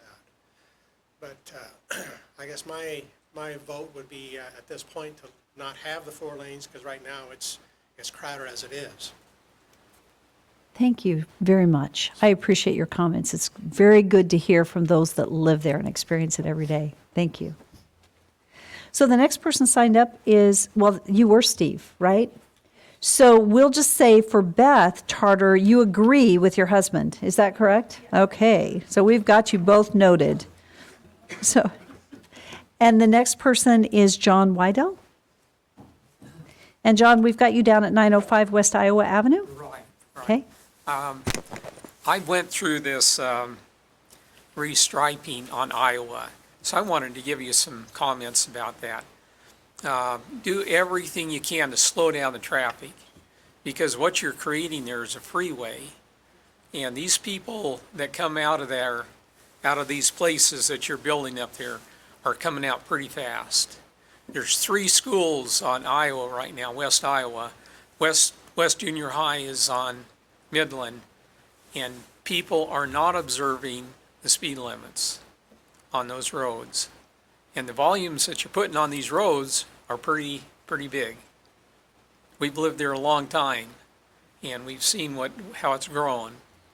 You need to do something to slow it down. You need to put some turnarounds, some go-arounds, something to slow this traffic down, because we don't need freeways in the middle of Nampa. And that's the big thing. The schools, hey, they're speeding right through the school zones. I see them, they don't observe the buses that are stopped. You know, they're like they're brain dead going through there. And talking about drag racing, it's like Firebird racing on Midland and Iowa, because, you know, several times we've almost been hit by people doing that there. And also the motorcycle riders that are going 100 miles an hour or faster down Iowa or Midland. And so think about these things, slow this traffic down. I know you want to keep the volumes going, and we need that, but do what you can to slow it down, because, you know, it's just getting too fast. 12th Avenue's too fast. Many times you get on 12th Avenue, it's 45, 55, 60. These are realities out there, and maybe you guys don't see it, but boy, I'm telling you what, you get run over quick. So that's what I have for you. Thank you very much. You know, so we have one other person signed up, and then if there's someone else that desires to speak after our next speaker, you can come up next. And so the last person I have signed up is Larita. And Larita's at 1108 South Stanford, is that correct? Yeah. Larita, I think we all know you, Larita, but for those that may be watching, Larita chairs our Bike and Pedestrian Committee, and the one that we greatly appreciate. Larita Shandorf, 1108 South Stanford. Congestion is never resolved by never resolved long-term by adding a lane to invite more congestion. And yet, we keep doing it without even considering other solutions, such as improving the conditions for other modes so that people would not use their cars for trips less than 6 miles from home, which make up over half of local travel according to the 2017 data. Plans and leadership, we all continue to express a desire to be a livable community, and yet the plans to get us to that reality are sometimes ignored instead of taken seriously as a roadmap to a different future. Since 2004, our comprehensive plans, the previous Bike Ped plan, and the current plan have designated Midland as a preferred bicycle route. The current Bike Ped plan recommends that lanes be removed, not added, to address bike and ped safety. Midland serves as a critical backbone in the Bike Ped network. The nearest north-south alternative is Canyon, which we had also designated as a preferred route in the previous Bike Ped plan, but which was rejected for various reasons. Short trip activity generators along Midland include 3 churches, 3 senior adult centers, businesses, a middle school. All of these have employees as well as residents. A city park, and of course residential on both sides of what could potentially be a 5-lane road with increased capacity. Enhanced crossings for bikes and pedestrians exist only at signals and are as much as a mile apart in some sections, which means you're going to have people trying to cross 5 lanes of traffic on their own, unassisted. Sidewalks, of course, has been mentioned. Only 2 or 3 feet of usable space remains after you account for the mailboxes and the attached curb. Bike lanes could create a buffer for pedestrians and residents. Based on the limited short-term benefit of this striping proposal, the negative impact of additional traffic on bicycle and pedestrian travel, and the fact that Midland is scheduled for a major corridor study in the near future, and that the design recommended on our current updated plan says to take away lanes, I would reject this proposal and encourage us to wait and to do it right for everyone, and to just try for once to do a different approach to reducing congestion. Loretta, thank you. And I just want to say I appreciate Loretta's testimony because she's representing more than just herself. She's representing the bike and pedestrian, the vision for that in our community, and so I think that's important. So thank you very much for speaking up. So is there anyone else this evening, and I think I saw someone over here that did not sign up that has intended or would like to testify during this public hearing process? Go ahead and come forward. And as you know, go ahead and state your name and your address. I'm Bonnie Triano, and I'm 39 North Midland. So we face Midland Boulevard at Meadowview. And we are definitely opposed to it. First of all, we'd have no parking. We have room for 4 cars in our driveway. We have 7 children, so that eliminates a family dinner. It eliminates street parking, but it makes it very dangerous to get out of the driveway. It's hard to get out as it is. And we've been told that by increasing the volume of traffic, it'll be safer. I don't understand that. Maybe that's just me. But the more cars you have, the less safe it is. We won't have snow removal. Where would it go? We have kids walking from the school that pass by our house every day with snow being pushed onto the sidewalk, because it would have to be because the lane would come right up to the sidewalk. That would eliminate the sidewalk for the kids walking. There's a lot of children that pass back and forth. I think it's a major safety issue to do this. To eliminate the turn lane, forget it. We'll be having to go south every time and turn around to go north because there's just no way we'd get around. There's too much traffic now. So if you're increasing that with the extra lanes, and taking away the turn lane might work, might make it work. Taking away the turn lane, it's ridiculous, and it presents a real safety issue. It also decreases the value of our property. And somebody alluded to the fact that you might rezone it so that maybe we could recoup some property, some value from the property if it was changed to residential or light residential. But you're putting, like he said, I'm sorry, I have a problem with the shortness of breath, but you're putting, you're making the road, right now, we have a lot of traffic, but they go slow from where we are. But we're between Lone Star, and I'm not even sure what's going in the opposite direction, but we're just before Lone Star, across from one of the senior centers. And they go, there's a lot of it, but it goes pretty slow. We don't have a lot of speeding. But by increasing those, you will increase the speed that people are going, because you're going to look at it more as a true, a highway. Thank you. Before you go, I didn't catch your last name. It was Bonnie? Yes. And your last? Triano. Could you spell that? I can't speak anymore. That's okay. T-R? R-I-A-N-O. Bonnie, thank you. And I had you down at 39 North Midland. Thank you. Is there anyone else that did not sign up that had intended to speak this evening? Okay, so seeing none, I guess I would like for staff do you have any thoughts as you've listened to public testimony that we need to hear? And then council, do you have any questions? I do. Yes. Please. And just clarification, because perhaps you already addressed it. My mind is blank on the pathway. Is it the Wilson pathway? Yes, the Wilson pathway does cross Midland there north of Lakeville. So if we widen the lanes of traffic and they're going curb to curb, what is that going to do to the pedestrians that are standing at the path waiting to cross? So the pathway at Midland has a hawk installed at that location. So that was designed such that ultimate build out will not affect that, so that they would have their refuge on the sidewalk there. They would be able to activate the hawk, stops traffic, and they're able to cross. But they're still shielded and protected from the oncoming traffic.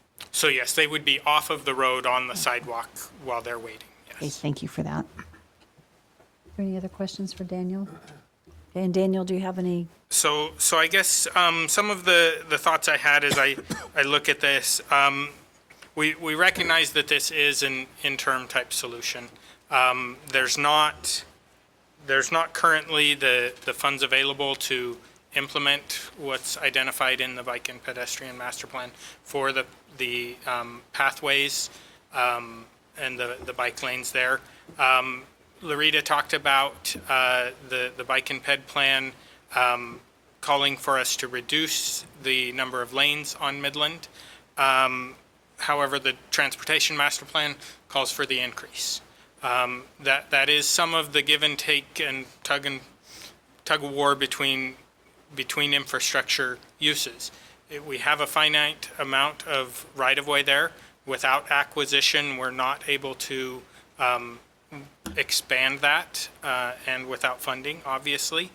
And so that there is a give and take there of what we do, and that's part of why we wanted to have this conversation with you, to give you the opportunity to let staff know where your thoughts are, so that we can be moving in the direction that you would like us to be.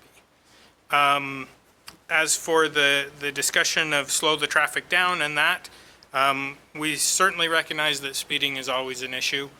Slowing traffic, speed limits don't necessarily slow traffic. Really, people drive what they're comfortable driving without, some enforcement sitting right there all the time. And so that's one of the things we look at on this, that if we have those smaller lanes, we do have the opportunity to make people a little more uncomfortable and they drive a little slower. So that is something we're looking at there. We do recognize that parking on Midland and the properties that are located there, parking will be decreased there, and we're not, I guess I don't know, we recognize that that's an issue, and that property owners that have been accustomed to being able to use that right-of-way for that, it's a change. I don't know that I have anything else that I can say on that. Yeah, I think those are the thoughts that I had. Anything you guys want to add? Oh, yes. So we had some of these same discussions with council when we were looking at the design on Amity for the project that was done there with the 4 lanes rather than the 5. We haven't seen problems. We haven't had people come in and be critical of the lack of that center turn lane on Amity, which is a similar type roadway, has similar residential nature along it. And so that's why we kind of looked at the potential of allowing for that wider buffer and just the 4 lanes through there. I have a question about Middleton. What is the plan for Middleton? Is that going to be because what I'm thinking is if the bike and ped plan has called for Midland to be more bike friendly, you've got 1 mile over is that going to be it's a major arterial. So how is that layout going to be? So the difference we have within Middleton and Midland is when Middleton, the portions that are developed now were developed under a 70-foot wide center, top of curb to top of curb dimension. So we have a lot more width on Middleton than we do on Midland. And so the plans, our standard drawings allow for bike lanes on that section, even with a 5-lane roadway through there. That would be something, though, as it would take once we fully build out Midland to be able to put those in fully north-south. One of the things I think to keep in mind is that it is difficult to retrain drivers, especially when you're pushing them farther out of their way. So unless we can significantly change the travel times and that, it is difficult to get traffic to move without doing improvements. So what I'd like to suggest is I'd like to have a meeting with your streets team and Larita, and I'd like us to sit down and look at this because a lot of work goes into those bike and ped plans. And we need to consider the impact of this decision and then the next decision and then the next decision. And if it is in the plan, I guess I'm concerned that it's in the plan, but there's no way of doing it. So then how effective is a plan? So I'd like to ask that we sit down and have a meeting and talk about it and really look at, not just on Midland, but let's go back to that plan that we just approved and look at Middleton and just figure out which of our corridors are our major arterials. And I know both of them are, but how do we ever get to a place that we can ride a bike? Right?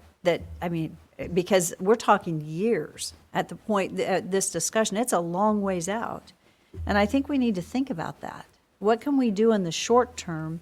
And bike safety is so important. And I have to say, I'm not a major biker, and at times it's like, so why did they take up the road with that? But you know what I do is I understand it and I respect it because we have a number of citizens that have worked very diligently on these plans, and we do need to hear it and think about it. So I think I'd like to say, let's have a sit down, and I'd like to join you at some point to hear how do we figure this out, right? I don't know what the answer is, but how do we figure it out? So let's have a discussion around it with our Bike and Ped committee, because they've worked really hard, and let's figure out what we need. It's so hard, too, to get turnout from citizens on these topics, because we need to hear what is the most important to our citizens. I know Middleton has been a traffic challenge because of the lights, and so, I don't have the answer, but I think we need to keep figuring it out. And we have some time to do so, is that right? Absolutely. Okay. May- So, yes. Questions, if I Yes. might, please? Okay. Daniel, could you remind me on Midland, are there any proposed roundabouts? That's in discussion currently. So we are looking, those two intersections that are currently being designed, Midland and Iowa and Midland and Lake Lowell, we are evaluating those for whether they would be more appropriate signals or roundabouts. So currently there are no roundabouts on the Midland corridor. However, there may be in the future. So my question is, if there were roundabouts, wouldn't that help the flow of traffic if we kept the striping the same? Because they wouldn't be backing up with whether it's a four-way stop or a light? So there's yes and no. With the roundabout, you tend to have more continuous flow of traffic. You don't get the breaks that a signal establishes. Where you have all of those accesses along there, those breaks may actually be able to facilitate ease of getting out rather than if you had a continuous flow. So it may or may not. I don't have a perfect answer for yes or no on that. Those are things that we'll have to consider as we look at those roundabout decisions. Well, the other reason I was asking about roundabouts, because if we restriped and we added more lanes, what would that be like to get into the roundabouts? Because people are still very challenged in how to use a roundabout. They still want to use it as a four-way stop instead of increasing the flow of traffic. So the areas that we're looking at that we see the volumes currently that would necessitate the 5 lanes are Lone Star and North. Both Iowa and Midland and Lake Lowell are south of that area. So we would likely still be looking at just the 2 or 3 lane section in those areas for now. Ultimately, long term, those would become dual lane roundabouts if roundabouts are installed there. And as we grow, people are going to have to learn to navigate those types of roundabouts. And then I just want to revisit the Middleton Road area. Aren't we still on Middleton Road that some of it is county, some of it's city, some of it's highway district? Yes. And so we would have to coordinate anything we would do to make road improvements with those agencies. Yes, we have been coordinating with the Nampa Highway District for the improvements at Orchard. They're still going through their final right-of-way stuff with the Supreme Court before they can finally build that signal there. And so, yes, we do coordinate with Nampa Highway District on those portions that are still within their jurisdiction. Thank you for verification.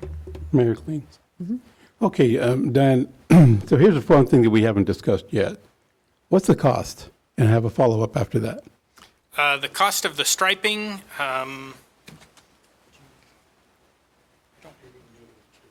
yeah. So the intent was that we would be doing it with the chip seal and with our own crews. And so the cost to add basically 2 stripes instead of, the 2 stripes to add those 2 lanes would be very minimal. Okay, because I think one of the things I was thinking about, because I use that Midland Boulevard almost every day.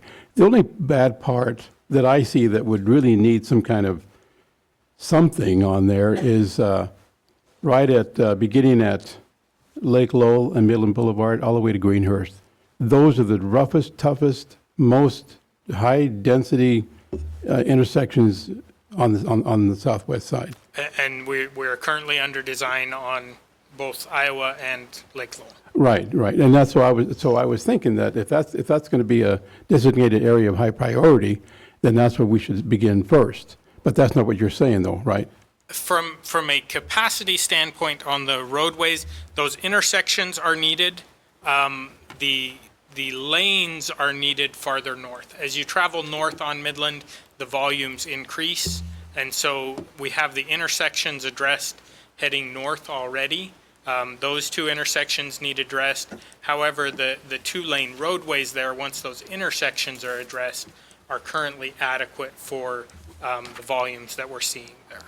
Okay, that's the point I was going to make. Thank you.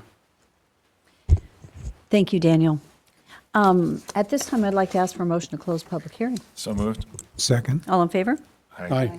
So there is an opportunity for further council discussion. There really, this is not an action item. We're not making a decision tonight. I think what we're looking for is some guidance and direction. And so, other than, I think I'd like for us to come have that discussion and then possibly come back with a recommendation after that discussion. Council, do you have any further recommendations? Just thoughts, since you're inviting thoughts at this point. It would be great to have all of the above. I know a lot of work, Mayor. I appreciate the concern to hear Loretta and the concern to provide alternatives. And one of the arguments is the reason people don't bike is because you don't provide it. And if you provide it, they'll come. And you really got to kind of push the alternative transportation to get there. But at the same time, our constituents are saying capacity is a concern moving through Midland. And I know you guys are working, guys and gals, are working hard on trying to look at data, make data-driven decisions. And at the same time, there's the subjective level of, we heard some people say people are driving too fast, some saying people are driving too slow. Some are saying we need to speed things up, some are saying we need to slow things down. And I know it's a challenging job that you have when there's people coming at you from every which way. And the fact is we can't please everyone with every single ask. And unless we make enormous investments. So I don't know if there's been a cost analysis done to obtain more right away. And I think I'm already guessing that it's just, we don't have the money to try to expand capacity and have a dedicated bike lane. And so it's really out of the question unless there's the political will to invest millions of dollars to realize those benefits when, again, you're chipping away and trying to do the best you can with limited means within our city. And we do have challenges of growth. So I'm open to supporting whatever the final kind of plan is and looking at the data. It seems like the data that you've presented is anything that increases capacity. But part of the sacrifice here, and I know that, Mayor, you're indicating there's some concern here, is that the hard work done in the bike ped work, we just got to be upfront and honest in saying that it doesn't look like that's going to happen. And just if we're moving towards trying to prioritize capacity instead of that, and whether there's alternatives to going that way. If the alternative is to actually take away a lane because we can't afford right away, I bet you if we had a public hearing and asked for input, if we said we're going to reduce a lane and dedicate, there'd probably be a lot of feedback, especially because I know the numbers would suggest the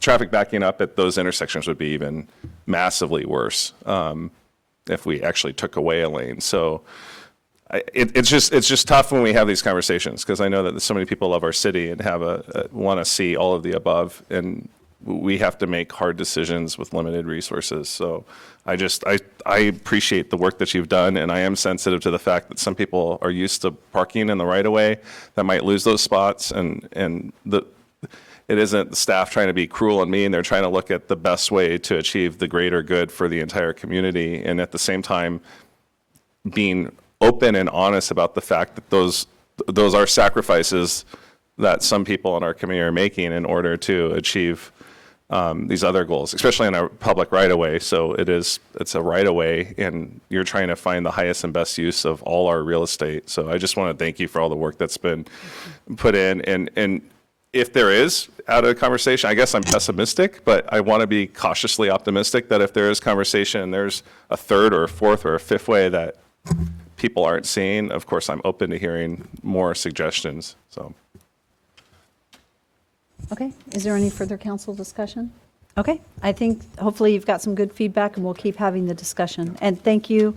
Unfortunately, we closed the public hearing, and I am so sorry. We are bound by a rule, and so I apologize. However, feel free at the close of this meeting to grab our staff here. So staff, do you see, will you raise your hand? The lady, you that were, right, okay. So she had a comment, so you can connect directly with our staff, and then they can get it to us. So I apologize, but we are bound by public hearing rules, and so, excuse me, that we didn't get you in there. Okay, so with that, we're going to move to the next agenda item, 6.3 on the agenda. This is an amendment of Title 10, Chapter 1, Section 19, pertaining to professional public self-storage facility design and regulations. These are locations allowed, structure, appearance, project design, layout, lighting, and security and signage. And amendment of Title 10, Chapter 3, Section 2 pertaining to land use, controls for storage, space, rental, and storage. Condition multi-level building for the city of Nampa. So the Planning and Zoning Commission recommended approval, and Rodney is here to share with us. So there we go. So Rodney Ashby, Principal Planner for the city. And this has been a long time coming, a lot of input we've received, and of course had our workshop, and I'll go through that a little bit, but try to go through this as quick as I can. So these are changes to both Chapters 1 and Chapters 3. Chapter 1 of the Title 10 is basically where we have the meat of all the conditions of these changes for storage units. And then Chapter 3 is the land use table with the asterisk, and then I'll speak about those conditions in that. Okay, so just a quick history. June 3rd, 2019, the City Council passed the moratorium on storage units for multiple reasons. I have included in the packet a couple of market research studies that were done that I received from storage unit developers that were interested, and then basically confirmed what City Council found at that moratorium hearing, that there's an overcapacity in the city of Nampa for storage units. But there are other reasons that moratorium went into place. Give us time to look at this code and make sure that storage units are placed in the right place and they have the right appearance, and that we're regulating those appropriately. So August 26th, we met with Planning and Zoning, City Council, and with the Design Review Committee, and you gave me direction with some of the things that I presented at that workshop to come back to you before you with a public hearing for these changes that we're recommending today.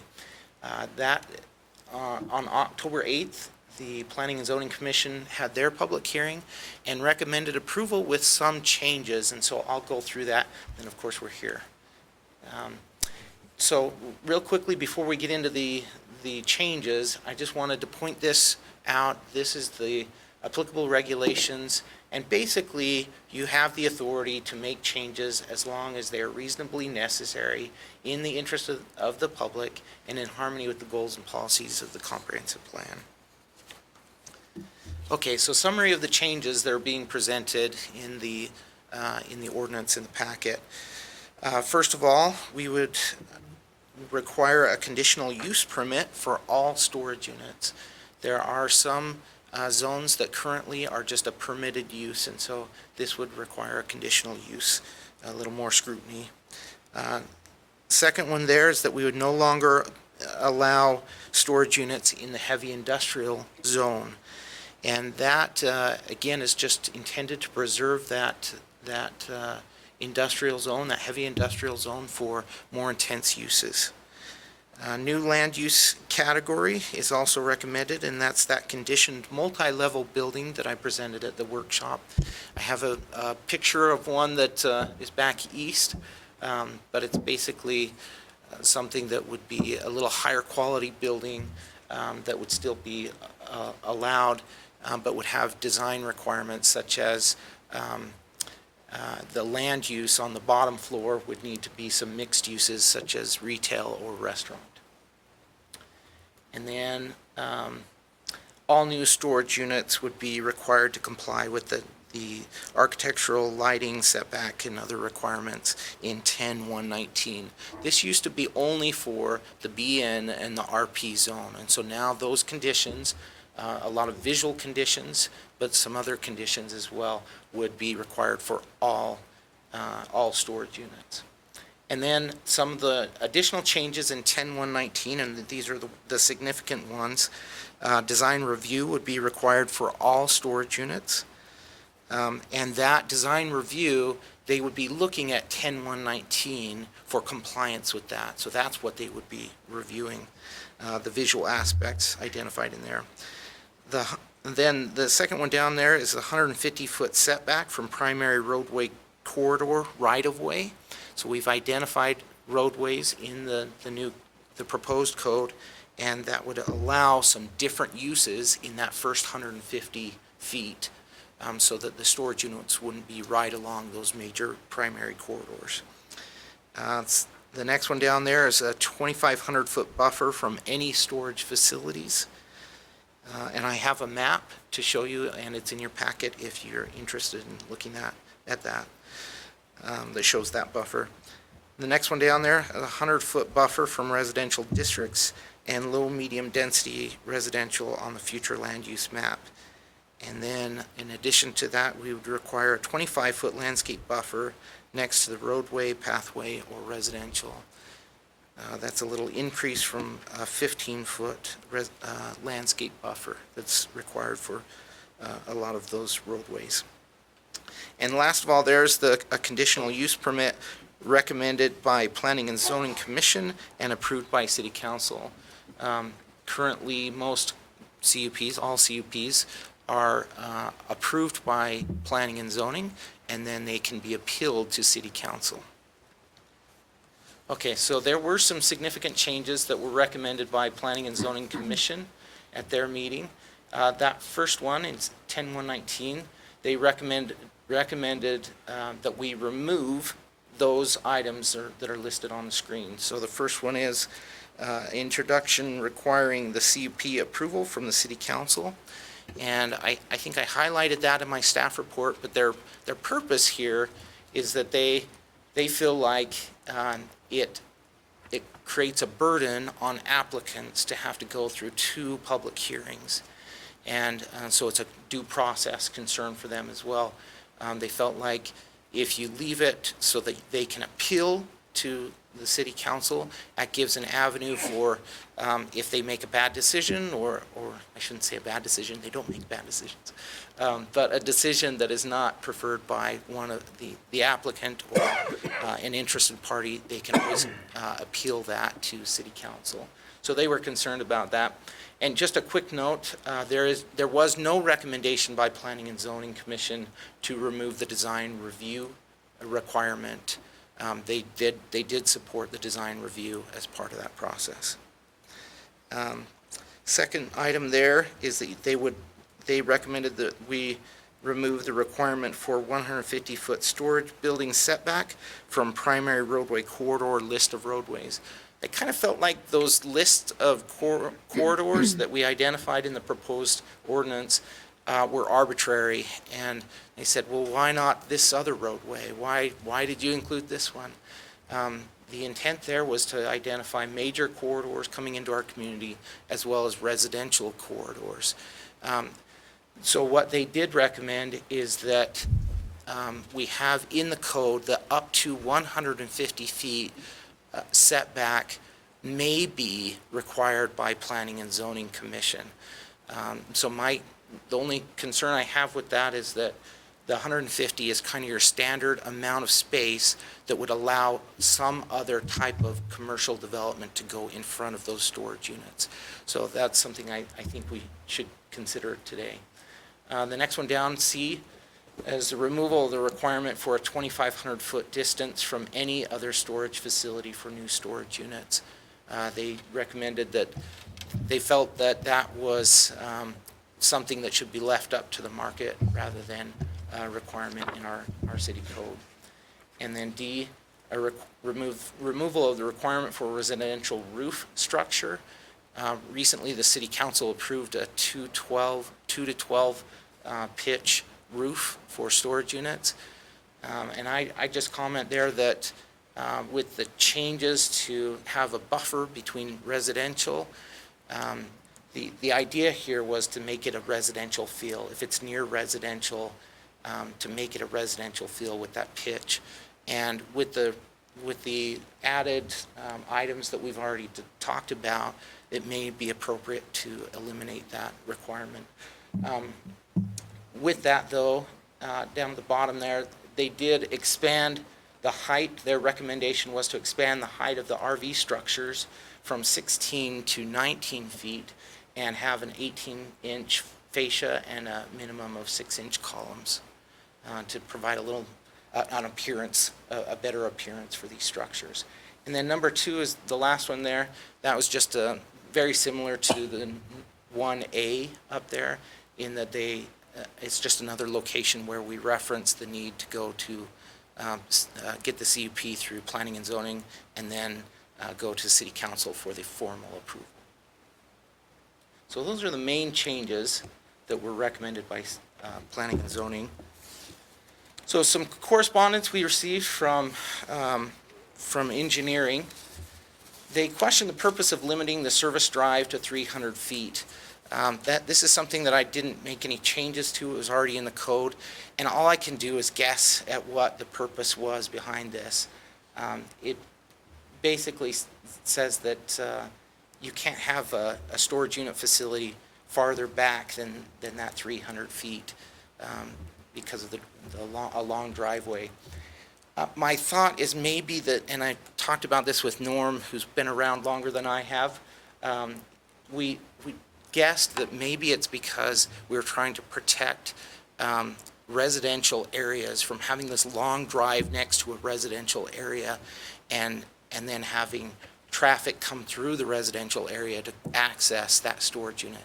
That's the only thing I can think of that relates to, and it may be appropriate to eliminate this from the code.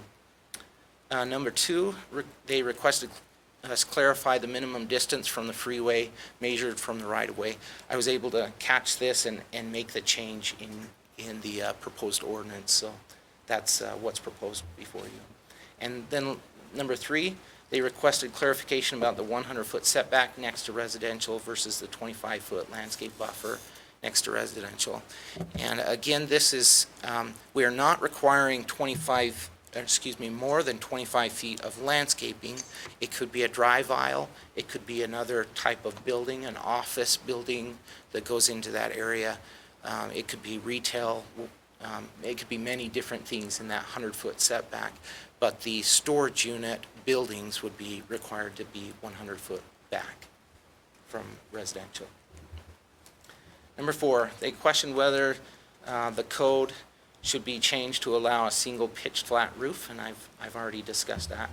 They questioned whether a 16-foot height maximum for RV, boat, ATV storage adequately provides enough storage area when the roof pitch is 3 to 12.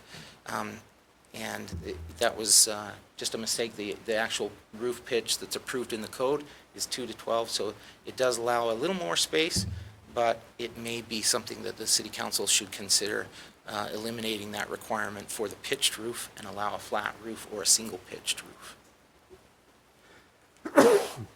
So recommended findings, I already talked about this. And this is the action before you today. And then just a quick staff recommendation that if city council recommends allowance of a flat roof style, that we have the 18-inch fascia and the 6-inch column widths. Stand for question. Yeah, Mayor, Council. Can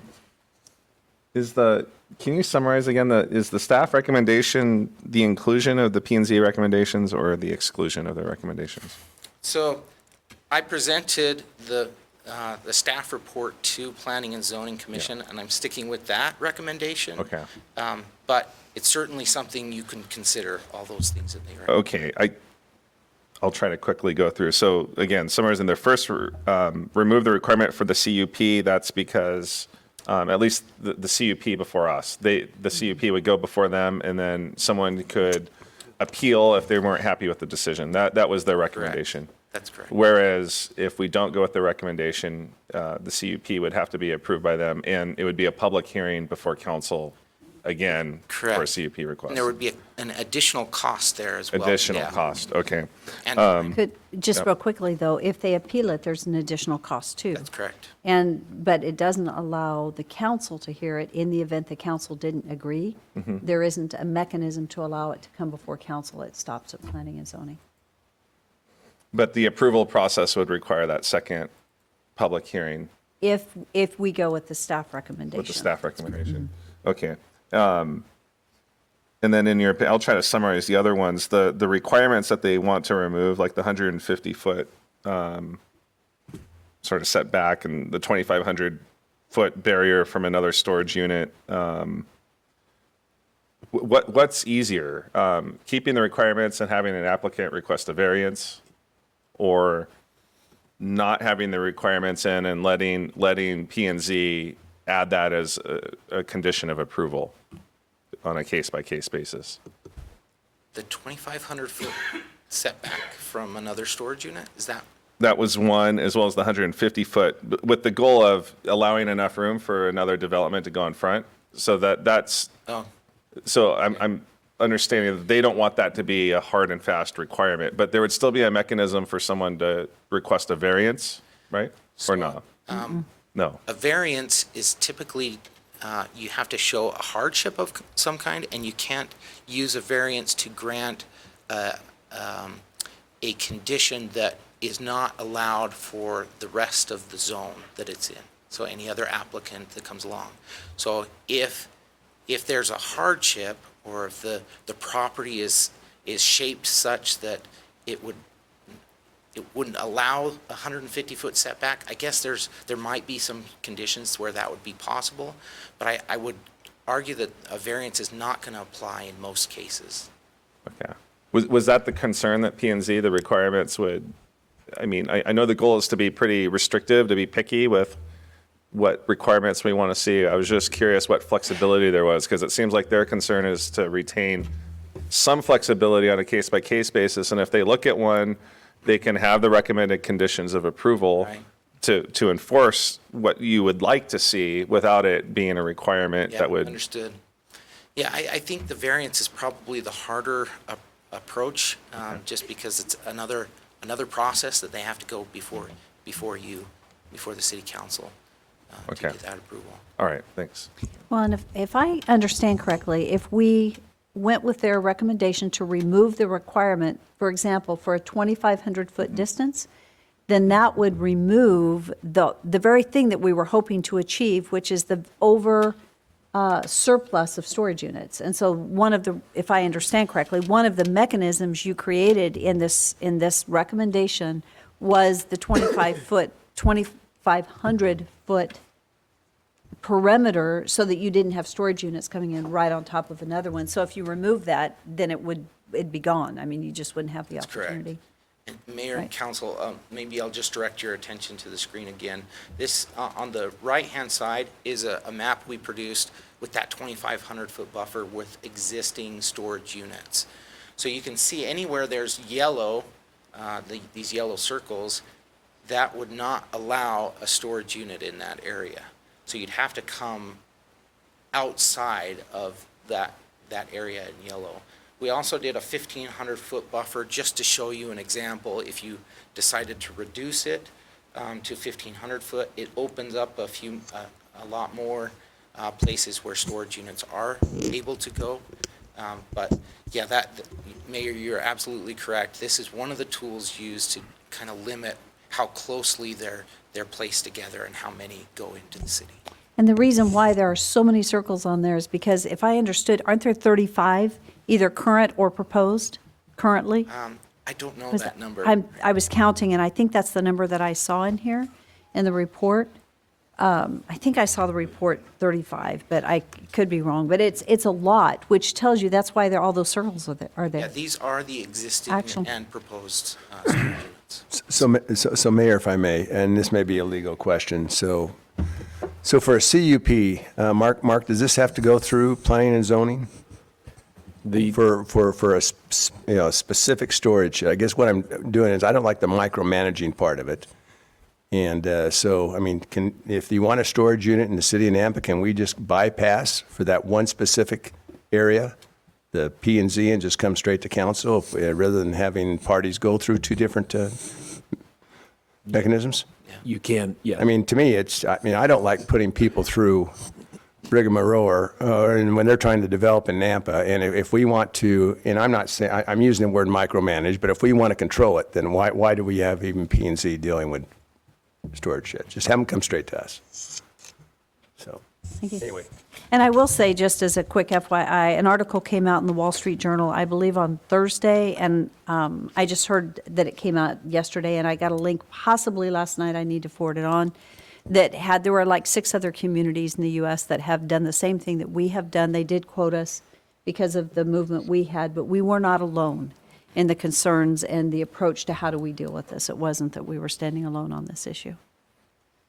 Mayor, just to follow up on the discussion about the foot barrier, I can understand wanting to not have them in close proximity, but I'm just wondering if we create the unintended consequence of spreading them out when I think their concern is you might have a certain area where the highest and best use is once one storage unit goes in, people don't want to build houses or maybe other things near them. So if another person wanted to have a storage unit, to have them concentrated in certain parts where there might not be alternative better uses, because once the storage unit goes in, it might create a challenge for who wants to develop next to the storage unit, abutting a storage unit. And so there might be limited uses. So if someone else comes in, I know maybe, so I guess the concern is this isn't a mechanism to try to be protectionist from a business perspective necessarily, but to try to decrease the concentration when I think maybe a case could be made. It makes sense if all the storage units were in just certain parts of town, right, as opposed to having them kind of on intersections here and there scattered throughout. I just, again, I wasn't at the P&Z meeting. I'm just trying to, I respect the people on P&Z, and I know that they probably put a lot of thought into the things there that they raised. And I also have the highest respect for you as staff and what you're asking for tonight. But so I'm just trying to weigh what their request is and what your request is. Yeah. So unless there are further questions for Rodney, we'll come back to council discussion and we'll move into public hearing. So we only have one person currently signed up for the public hearing, and his name is Butch Henry. Butch, are you still here? Thank you. So I'll let you come forward and again state your name and address. And if there's anyone else this evening that would like to testify, please be prepared and I'll call on you as soon as we're done. Thank you for coming forward. Thank you. My name is Butch Henry, 2219 Caldwell Boulevard, Nampa. And Madam Mayor and Council, thank you for the opportunity, and staff, to present at this public hearing. We did present at the public hearing with the P&Z folks last month. It was our understanding that the staff would recommend the outcome of the P&Z meeting. That was our understanding leaving the meeting, that the staff would recommend those modifications to the staff reports. I'm a little bit surprised with some of the questions, because we spent a great deal of time in deliberation, answering a lot of questions. Most of it about what's the best thing for Nampa, Idaho. Not what, frankly, what the New York Times is saying about 5 other communities in the world. So we talked about Nampa a lot, and I want to frame my comments with a quote recently from some of the minutes of the meeting of the City Council. And it has to do with property rights, and I quote, "If the land use ordinance, regulation, or decision is so restrictive as to deprive an owner of economically viable use of the property, then the property has, for all practical purposes, been taken by inverse condemnation," close quote. So I think that sums up some of the concerns that were posed at the P&Z meeting. If you make things so restrictive that the market can't determine what is best for a type of facility or the best of the land of the use, then that's very restrictive, and that makes that property less desirable. And so I'm concerned about the 2,500-foot buffer, because that would be like telling a banker that they couldn't build a bank within 2,500 feet of another bank, or tell a restaurateur that they couldn't build a restaurant within 2,500 feet of another restaurant. You can just go on and on and on with the types of examples of facilities where that would be very restrictive. And so I think that P&Z was very informed when they made the recommendations.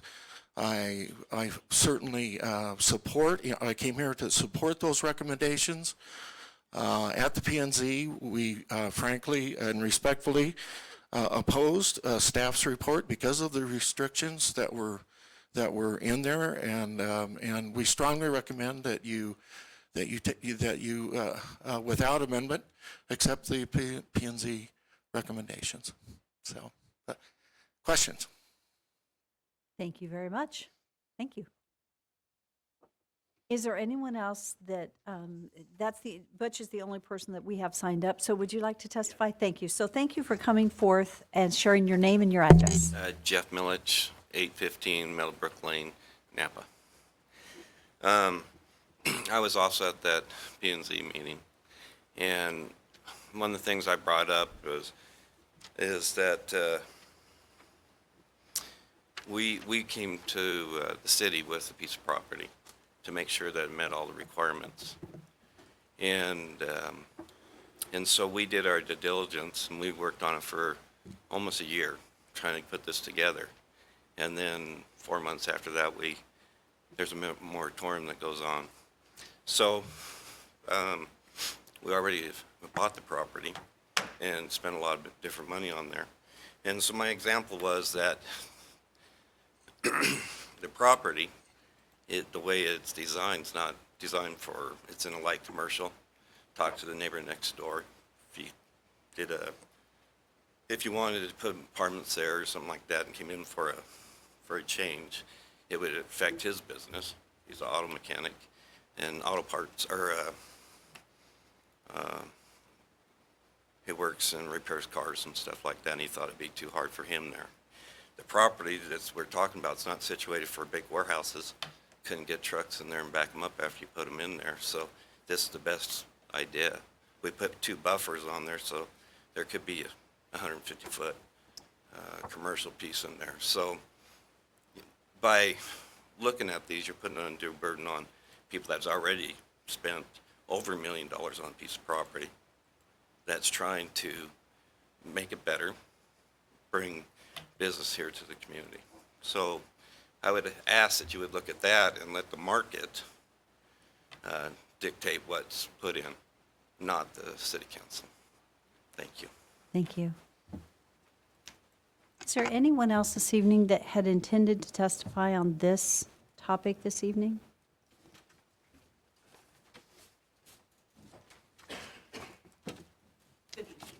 My name's Jerry Henry. I'll put it down here. My name's Jerry Henry, also associated with 2219 Caldwell Boulevard.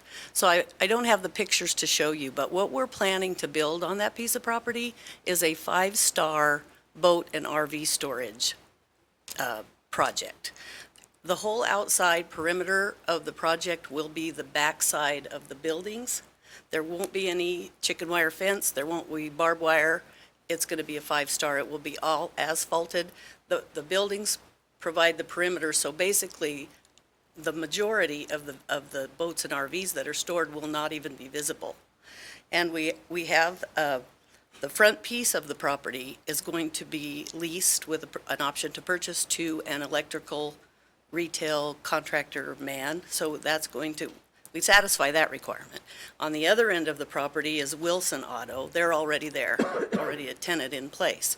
So the biggest concern is you guys are talking about competition, competing with each other. We don't believe that we compete with the storage business that's 2 doors down from us. She has mini storage buildings with 5 and 6 foot doors. Ours are going to be 14 feet high on the parts that do have a door. The majority of the units won't even have a door. It's designed to be a parking facility, a secure parking facility for people, for their recreational vehicles who can't park them in their neighborhoods. And when you guys are approving 44 subdivisions, there's some huge number that I saw, we've got a huge amount of people that are moving into the community that are going to need a place to park their recreational vehicles, and that's what we want to provide in a quality 5-star manner that's beautiful to look at, and that's a win-win for everybody. So that's what we're trying to bring to your community. And that 2,500-foot buffer knocks our project right off the map. So please vote to remove that. Thank you. Thank I'm you. sorry, Mayor. I had a question. You just made a remark at the end. What buffer knocks you out of the? 20. The 2,500. Okay, I thought I heard 100, so I'm sorry, misheard you. Yes, okay, thank you. All right.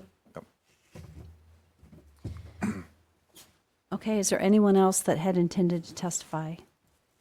Okay, seeing none, I think I would stand for a motion to close public hearing, with the understanding that we can still ask staff questions. We just cannot ask anyone in the audience a question. So moved.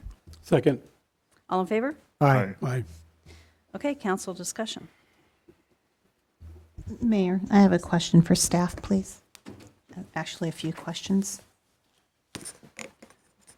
First question is, why are there so many zones that the storage unit is an allowable use? Is an allowable use currently? I don't know. I'm sorry. I'm going to have to get back with you on that one. I think just over time, it hasn't been an issue because it hasn't risen to the top of so many coming in all at once, and so I think it was just seen as a use that could be a good land use for multiple zones.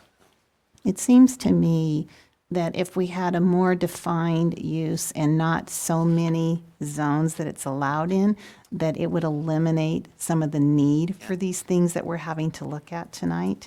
And so I'm just looking at maybe the root of the problem, and then we build up from there, instead of trying to put a Band-Aid approach on things.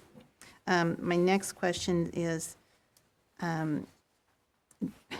I'm thinking of the storage unit, I hope I have it correct, on north side, north side on this side of the freeway. Kind of where the Broadmoor used to be, storage units going up there. What kind of allowance or consideration are we making so that the gateway is, you know what I'm saying? Yeah, that's certainly the condition that we identified, the 150-foot buffer away from those corridors, and north side is one of those corridors that we put that requirement on, that 150-foot front yard buffer.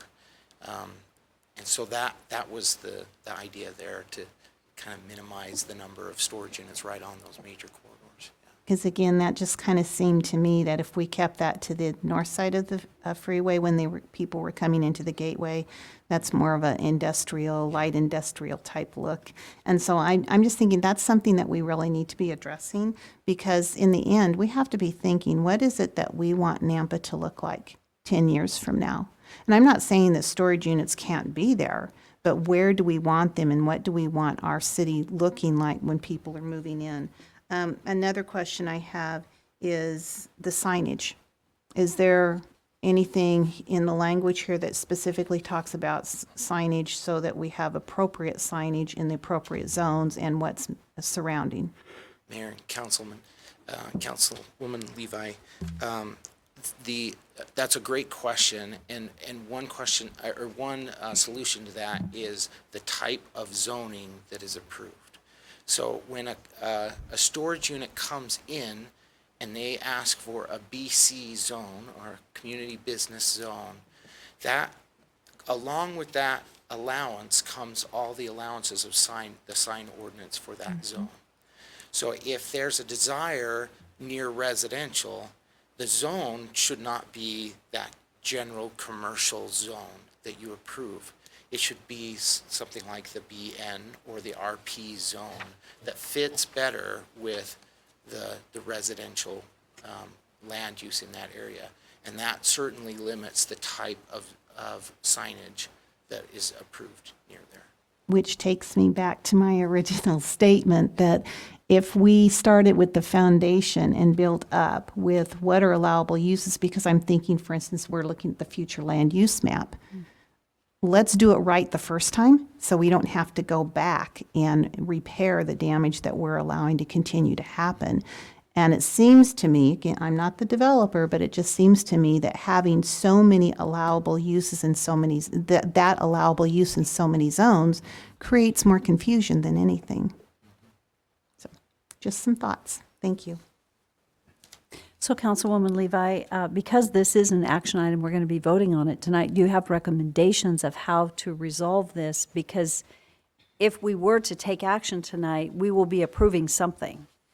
And I think we need to figure out how we would move forward. So do you have any recommendations with those comments?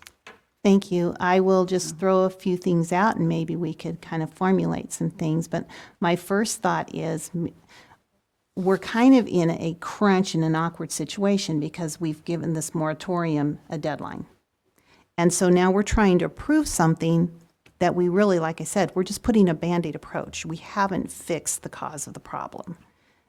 And so to me, it just seems like maybe we're getting ahead of ourselves, but because we have this moratorium deadline, I really don't know where to go from there. So I'm going to have to give that one some thought. Okay, and unfortunately, we did have a workshop on this a while back, and good points, but it would have been good to have considered it. So I brought them up. appreciate you did bring them up. Yes, I did.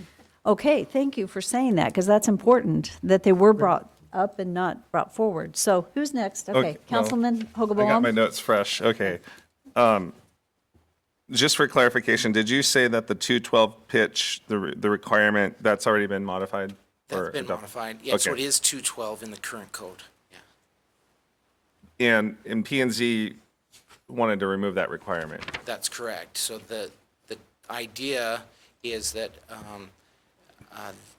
the current approach to roof pitches in storage units, they do have some pitched, but some of them are going to a flat pitched roof, commercial requirement, and that would have to have a building permit that meets the load capacity for that roof. And so if it meets that load capacity, is there a need to have the pitch on there? The pitch seems to be only to kind of match the residential style of the area, of visual effect. So your recommendation is to keep the 212 pitch roof or remove it? I'm sorry, I'm confused. Let me just clarify that recommendation situation. So I have proposed different things at the workshop, and then the Planning and Zoning Commission came back and made recommendations, changes, right? What I have done as staff, I typically don't take the Planning and Zoning Commission's recommendations and make them my own. I present them in the staff report. That's just information for you, and then you have to consider the staff report and recommendations on their own merits. The reason I haven't changed any of that is because I received direction in the workshop to come forward with what I believe is what the council recommended I come before you with. So those changes. I'm not necessarily opposed to anything that you have an idea on changing for this ordinance. I'm just presenting what we talked about in that workshop. The 16 to 19 foot, raising that height, their concern is to accommodate adequately, and your report is to keep it at 16, your recommendation? So that was Planning and Zoning Commission's proposed changes. And I just said in the end there, if the city council recommends allowance of a flat roof, as recommended by engineering or discussed by engineering and by the Planning and Zoning Commission, I'd recommend that you just have some conditions in there that preserve the appearance of stability and structure for the RV and boat storage structures. So it's an aesthetic issue or a structural issue? It's an aesthetic issue. Okay. I guess my concern is I prefer more flexibility with that, and especially if we're going to require, I guess I'm trying to compromise here, if we're going to remove the requirement for a CUP before city council or not honor P&Z's request and it's going to come before us, I know we have some flexibility with conditions of approval that this body can take to impose upon an approval process. And some of these things, as you would present, you might want us to seriously consider some of these kind of standard recommendations that staff would like to see, and we can impose them in the approval process as the body. Great point. I prefer that flexibility rather than having the rule that's maybe restrictive in a way that prohibits the 2,500 foot rule. I have a tough time with that rule because not all storage And this goes back to when we had this discussion a while ago. I was asking how we were counting people who are parking their boats, and if this was a storage unit. And we were debating philosophically whether that is a storage unit or not. Part of my concern is a storage unit that might cater to boats is very different, and it might be adjacent to a storage unit that's small units that are kind of garages, and we're saying that you can't build one next to it when that might be the best place to have a diversity of storage units in a certain part of town where it makes more sense to have them kind of connected, and we would be saying no because we're under the classification of storage unit, an RV, boats, a garage, they're all under the same classification. So that my concern is because that description's so broad, and then this is restrictive, that we're kind of canceling out things that the unintended consequences. So I support P&Z's recommendations, at least on that part, the 2,500 foot, to strike that. I guess that's where I'm at. I mean, if I were to fight for something, it would probably be that. The other things, I honestly don't have strong opinions one way or another. I have opinions, but not strong opinions. But all right. Councilman I'll shut up and let Haverfield. speak. There you go. We've been eating popcorn here. I'm ready to make a motion. I'm ready to make a motion and move forward on this if you allow me to. I believe that the Planning and Zoning Commission did a very thorough job of reviewing the comments that were proposed by our staff and looking at the merits of that. I believe that their logic was sound, and so I am in support of their recommended amendments. So as my motion, if we go to, I think it was page 806, council decision, I would make a motion to allow these amendments to be made with the changes that were recommended by the Planning and Zoning Commission.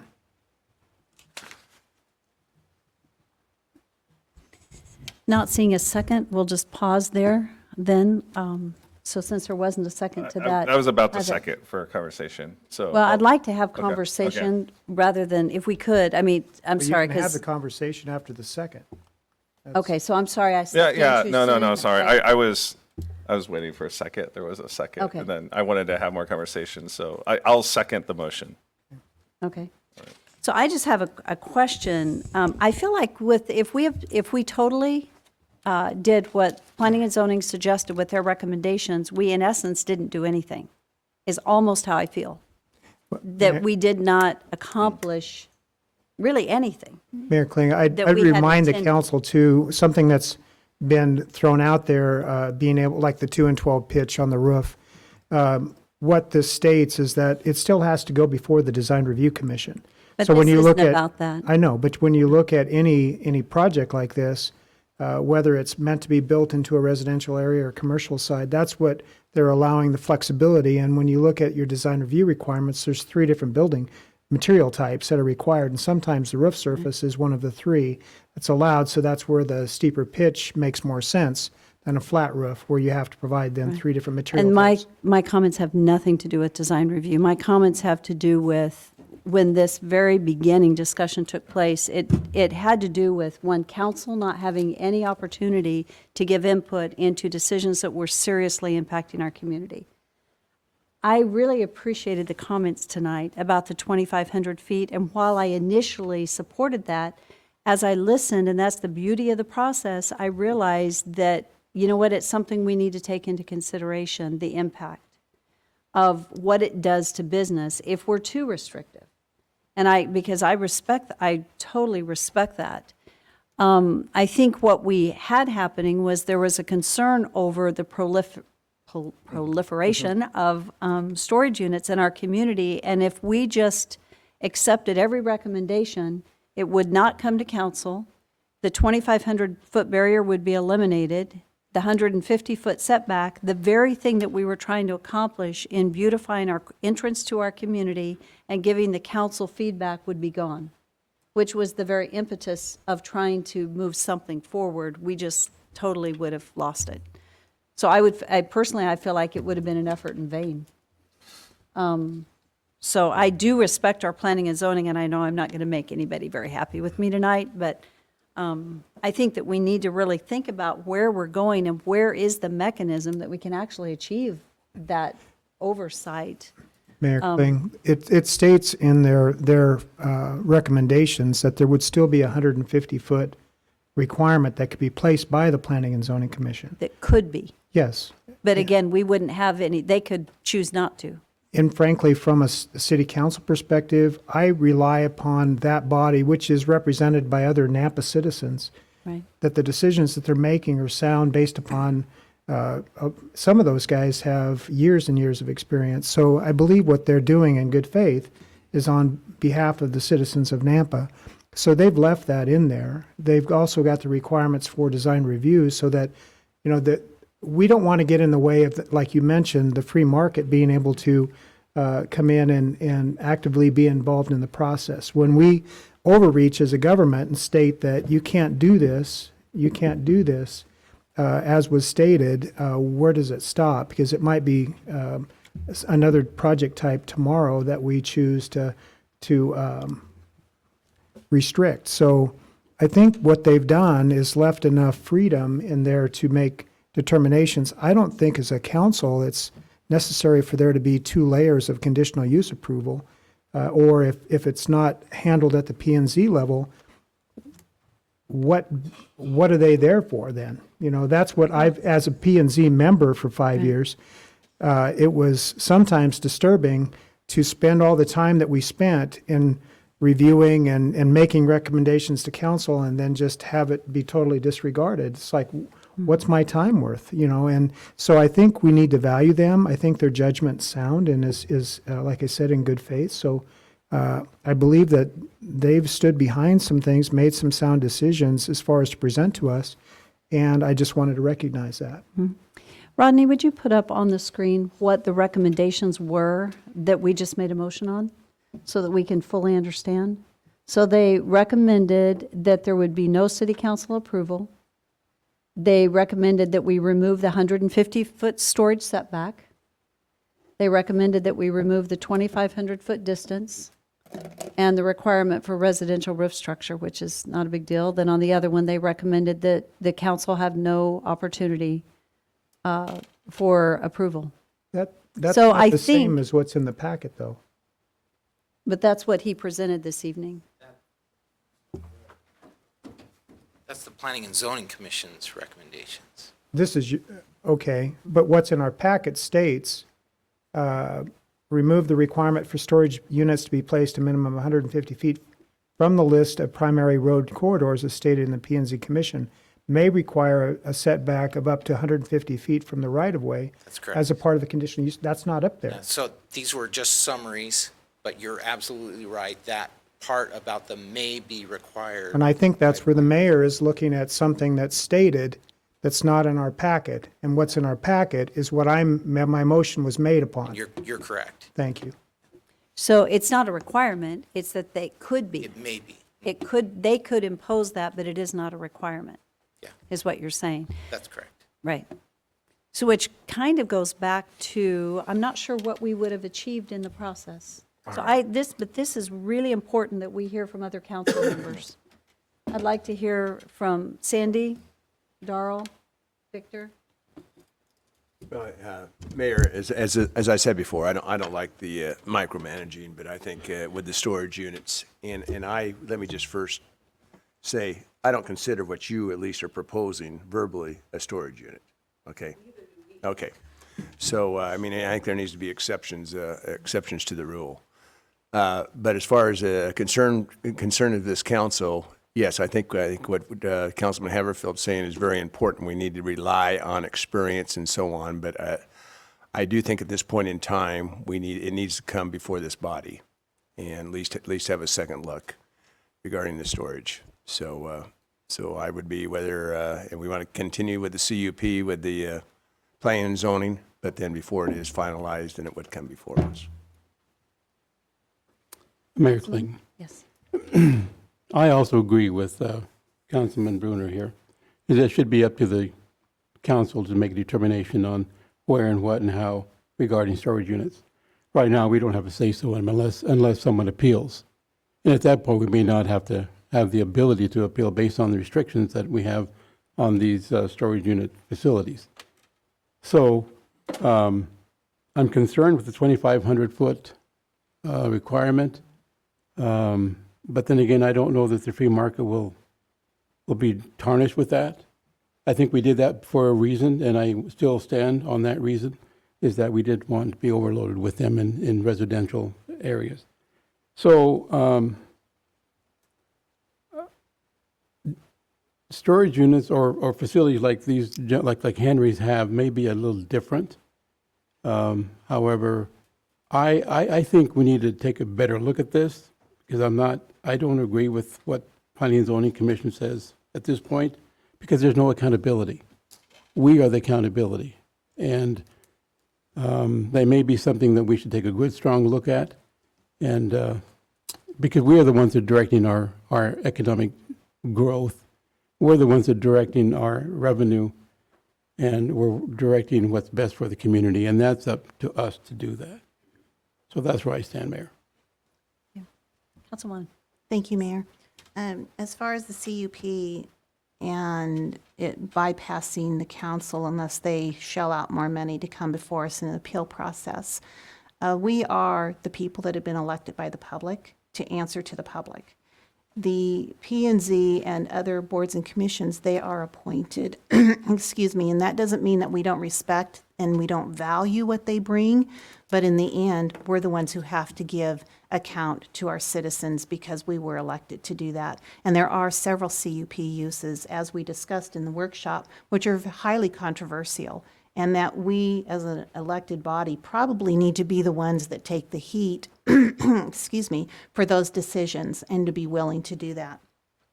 As far as the moratorium that we have and our people out here, the Henrys, this moratorium happens after they had purchased the property and had their plans. And so we need to really be giving that one consideration because we cannot be pulling the rug out from underneath them all of a sudden just because this is happening when I'm guessing, and I hope I have not messed this process up, they already were along in the process. They were along in the permitting process. And then we're going to say, aha, you have to change. You can't do this. So we have to stop and think about that because I'm concerned about possible liability issues and what precedents are we setting. And then just to, I guess, kind of come back at another comment, I am on the Canyon County Planning and Zoning Commission, and I have been for 5 years, and I know that I'm appointed official.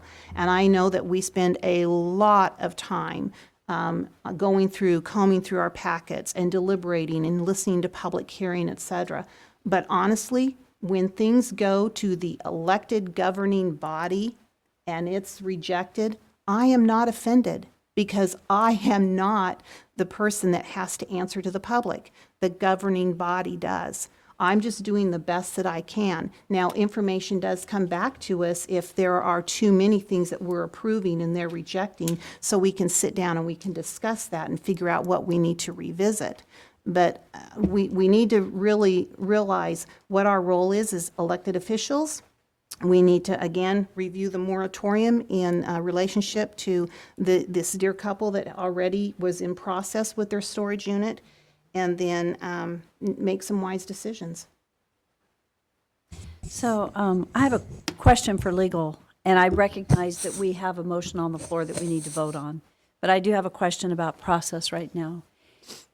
Would we be allowed to not take action on this tonight? And the question would be, do we close public hearing if we were not to take action? Or do we keep public hearing open to allow when we come back with a recommendation? Because I've heard something else this evening, and that is still looking at all the various zones. And then regarding the signs, that's a question that I had brought forth early on because we had a situation previously where the sign ordinance, we didn't ask for the right zone. Therefore, the sign was the wrong sign for the location because it was zoned, it should have been zoned differently. So I'm just thinking if we're not quite there yet, what are our avenues that we can take tonight? Mayor, you certainly can continue the hearing, as you know, to a date and time certain. That's an option that the council has. The public testimony portion of the hearing was closed. I would recommend that that be reopened. And then presumably, there's going to be, I think, potential changes that aren't in the written document tonight. If we're talking about going back and looking at zones where this use might be allowed, and I think that what you'd want to do is reopen the public testimony portion for comment on that. You could do that tonight, or you could do that when the hearing recommences, either one. Okay. Or we can go ahead and move forward with action tonight based on the will of the council. So I just wanted to know all the options that we had before us. Thank you very much. Mayor, I know a motion's on the floor that I seconded. I'm trying to compile maybe potential consensus. Maybe what I'm just throwing out there because we're trying to do something tonight. I would be willing if I'm hearing Councilman Brunner and Councilman Rodriguez, right? I think it seems like the main concern is that you want us to have a final say as council. I'd be willing to accept that, but then remove, so deny that exclusion from the P&Z request. So the staff recommendation that it does come before us would still stay, but I would adopt all of the other P&Z recommendations, the 2,500, the 150 foot. If it comes before us as council and the council says there's too many storage units there and you want to vote it down, that's fine. If it doesn't make sense to have the 150 foot, or it does make sense and that's a condition of approval that the council wants to, if what I'm hearing is I want to grant the council the greatest flexibility and discretion then with it coming before us. And so maybe that would be something I'd be willing to compromise is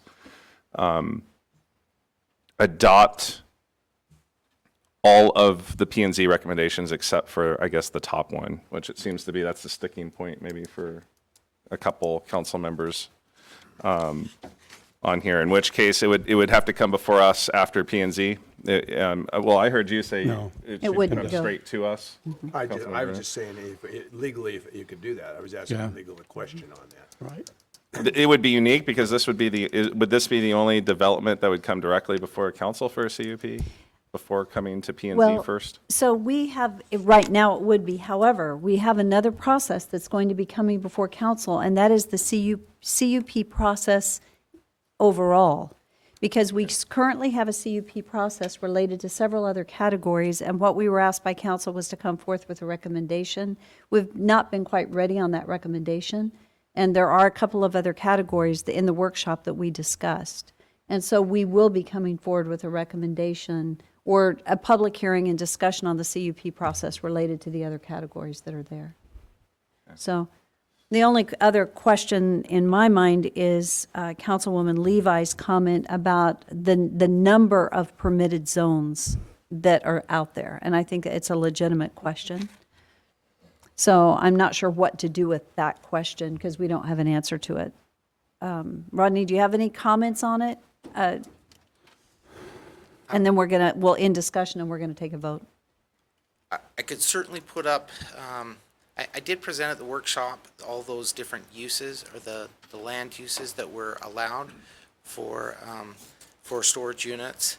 And I apologize if I missed that. I did not hear the direction to take a look at those in more detail, but we can certainly, I think that that's a valid approach to this. I think that taking it off of some of those that are near residential could be really helpful. I mean, but again, those are primarily the BN zone, the RP zone, are those ones that are allowing storage units that are near residential. So that's a valid point, and if it's your decision to move forward with that tonight even, I think that could be a valid change to the ordinance.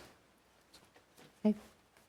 So currently, we have a motion on the floor that has been seconded, and that motion was to move forward with the changes as suggested with the items removed as recommended by the Planning and Zoning Commission. So we would be removing all of those. And so that's the motion on the floor. Mayor Kling? Do we need clarity on that? I'd be willing to pull my motion if you wanted to, Rick, recraft a motion that would be based upon what your position is, and then I would second your motion. I would. Is can that we okay to just do? rescind our motion? Rescind the motion. Can we do that? Okay. Yeah, I rescind my second, if I heard, okay. So we start from scratch again. Okay. You need a second for that? If anybody else has been here and you want to make the motion. I rescinded it with the understanding that you were going to craft a new motion. Oh, okay.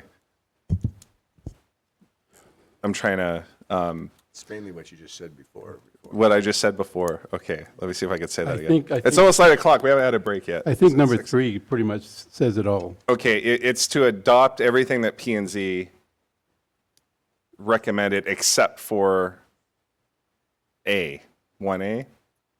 I think And that's what I number said. 2 would also be, because that's in 1.3 service and office land use table. Sure. But mostly A. So the 150 foot, the 2,500 foot, the pitch stuff. I know it matters to engineers and aesthetic people.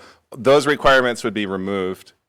An applicant can apply. Would be retaining. What would be new is that it would come before City Council requiring a CUP 1A. Right. That's the one part of the P and Z recommendation that we wouldn't. Could I have right? clarity Yes. on that motion? Yes. Are you saying, is this in keeping with what Darrell had suggested, that it only comes to city council? Or are you suggesting that it goes to both planning and zoning and city council? I wasn't that clear. What's being struck, introduction requiring CUP approval from city council. So it would require CUP approval from city council, but I didn't specify in the motion whether it goes before P and Z first, then us.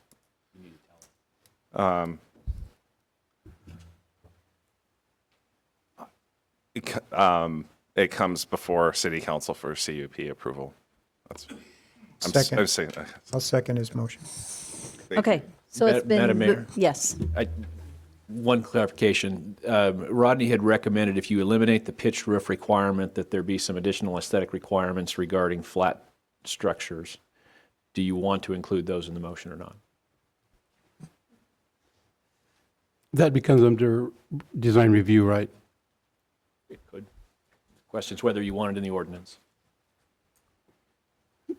I'm looking for help for my. Does it, I- let me ask a Member question. seconded my- I think our councilman that's the architect needs to speak to that.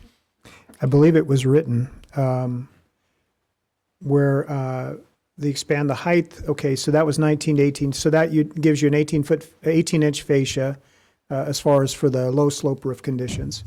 The other requirement that they had spoken to, if I can find it again here, they asked to remove the requirement for a 212 pitched roof for self-storage and RV boat storage structures, allowing a single pitched or a flat roof as long as the building codes are followed. Again, it's not on the screen, but it's in our packet. So if your motion is based upon our packet, with the exclusion that the CUP is before city council and not before P and Z, then I'm seconding that motion. Don't go by what's up there, Okay. because it's not as definitive as what's in our packet. Okay, so we ready for a vote then? Yes. So there is a motion. Is there any, do we understand the motion? Yes. Yes. Okay. And I have a question before we vote, and that is it possible for staff to put some recommendations? They're not in the ordinance, but they're recommendations based on the design things that I guess it's a question, are we allowed to put any recommendations just for staff in their communication? Again, I think that's That where is not an ordinance? the Design Review Commission comes into play. As long as, what's important is that when someone comes forward, that they have an idea of what the intent is, so that they don't spend a lot of time on design and then us then come in and say, whoops, we really would like to see this. To me, we should at least help people so that they know the direction that we're thinking. But it's not that hard fast, but just the recommendations, so they don't spend time, and then we go through another step in the process. Mayor Kling, and that's what the that- normal process would be, was they'd get their CUP, and then they would be granted the ability to move forward to the design review level for an appearance, and then again, if it was appealed back to to the city council, it would in that third level. So normally the CUP is granting the application to move forward, then the design review component is covered by a different commission so that they meet the requirements for design. And then it would come to us if, there was anything additional needed, but Likely it would not come to us, and so that's where my thought is with council. Do we have any, it sounds like we don't have any recommendations. We'll just leave it totally up to design review with no recommendations. because, Mayor, if I might, what we're doing now is we're going to us, then back to the design review commission. Right. So, again, it's the same process in a sense. It's just, instead of it going for P and Z first for approval, then it's going to us and then back down to them. So the appeal process, I'm not sure how that would work. I guess they could appeal our decision, but they would be appealing to us. So we already made the decision, so it doesn't make sense that they could move up the line. So Mayor and Councilman Haverford, we can make recommendation regarding design in our. I think the easiest thing to do is to basically state that they have to meet the requirements if it's especially if it's a gateway or if it's, the different requirements. But the P&Z or the Design Review Commission has strict guidelines that they get those developments to follow. So that's already in our code and defined. Yeah. So we can just remand it back to the Design Review Commission for further design definitions. And then landscaping as well. So it's the same, we're just changing the venue for the developer to. We're kicking it to us to Yeah. begin with. Right. Which kind of takes away the appeal process because there's nobody else to appeal to. Right. All righty. Okay, we have a motion. Is there any further discussion? Okay, roll call. Rodriguez? Yes. Brunner? Yes. Levi? No. Haverfield? Yes. Hogaboom? Yes. Okay. So I know we've been sitting here for 3 hours. But I don't think the rest is going to be long. Do we want to just press through? Yeah, Do you let's want to do it. break? Press on. No, let's go. Oh, press on. Okay, so that was my thought. Let's press on. So we're moving on to item 6.4 on the agenda is amendment of Title 10, Chapter 33, Corridor Beautification, changing the title heading to include landscaping. And so Rodney, can you take us through a really, a short presentation? Yes. Yeah, I don't think If I might, I think they're not sure what just happened. If we can explain to them. Are you still questioning what took place just now? What I heard you say, the motion was that you would recommend everything that P and Z had recommended in that planning, except for the CUP requirements. Right. And I believe that's what he said. Right. Yes. CUP would come to city council instead of P and Z. Right. Everything So it's what you else- had asked for. Yeah, it's, But Yeah. that puts you, again, you recognize that puts you in a difficult position for allowing due process for a developer to appeal your decision. yeah, that's really the only step that's been taken out is instead of P and Z being the filter, we're now the filter. So you'll come directly to, I'm sorry, Mayor, if I'm speaking on behalf of the council, but you're basically coming before council with your conditional use application. We're reviewing it. Yeah. The other items that P and Z had recommended were accepted. So, I'm sorry. I just saw That's them. fine. They Nope, just were. the clarity is very important, and this is the beauty of actually showing up at a public hearing, because it does help us a lot in making decisions. So thank you very much for doing so. We appreciate it. Okay, Rodney, thank you. So Rodney, will let you very quickly, assuming that everyone has read this document, and we went over it in the workshop a little bit. I mean. We did. Yeah. So there's the purposes behind it. This is the requested action. Again, you just have to ensure that's reasonably necessary and in the interest of the public and in harmony with the comprehensive plan. And these are the summary of the changes as you've read it. And again, it's difficult to summarize everything on a presentation like this. So I would again, just as Councilman Haverfield pointed out, direct you to your packet as the official staff report. And I'll do my best to keep these as brief as possible, but include the content that is necessary. It's challenging though. But these are the conditions that are recommended. And it's primarily for clarification in the code. There are a few changes here, including the reference to the valley-wide Treasure Valley Tree Selection Guide that was developed by multiple communities and agencies throughout the valley, and it's a list of trees that will work well in the Treasure Valley. So that's a big change there, but an important one. And I'd stand for questions. Mayor Kling. So have you had a chance to look into the potential of using less irrigation water in those landscape areas as mentioned by the Planning and Zoning Commission? Yeah, so I haven't in detail. I have met with the Parks Department, and they had the concerns about this, just because there's so many different ways to define xeriscaping. But I plan to go into that in detail. Well, that would affect your use of the tried and true landscape products that are in that report. Would. Yeah, your class 1 trees obviously would need water, and if you're using less, so Yeah, absolutely. as long as you're looking into it. Yeah. Okay, and then they had made a comment about authorizing the planning director to be able to make those adjustments. So that would be, is that a part of what you had proposed? Right, as you can see here on the bottom there, or excuse me, right here, this first bullet point here, change the ordinance to authorize the planning director to make adjustments to placement of landscaping when it conflicts with utilities. That is regarding like a seepage bed. If you have drainage facility that conflicts with a tree, that will clog the seepage bed and not allow it to function. We need to be able to have the flexibility to move that tree somewhere else or bush, and we would just give that authority to the planning director. Mayor Kling, follow up then. The recommendation that was up there, did it include these items like the RPZ as far as trees being limited in the runway protection zone at the airport? Okay. Yep. So those items were in that. We just went through them so quick. We did. All right, thank you. So quick question on the Nampa Engineering Division recommendations. So they had recommended the tree and deep-rooted shrub planting adjacent to utilities and recommended adding language to allow for drought tolerant and the xeriscape landscape design. So has that, I'm not seeing, I see that there's you've kind of touched on it there. So how are you incorporating that? So the commission did not make that as part of their recommendation.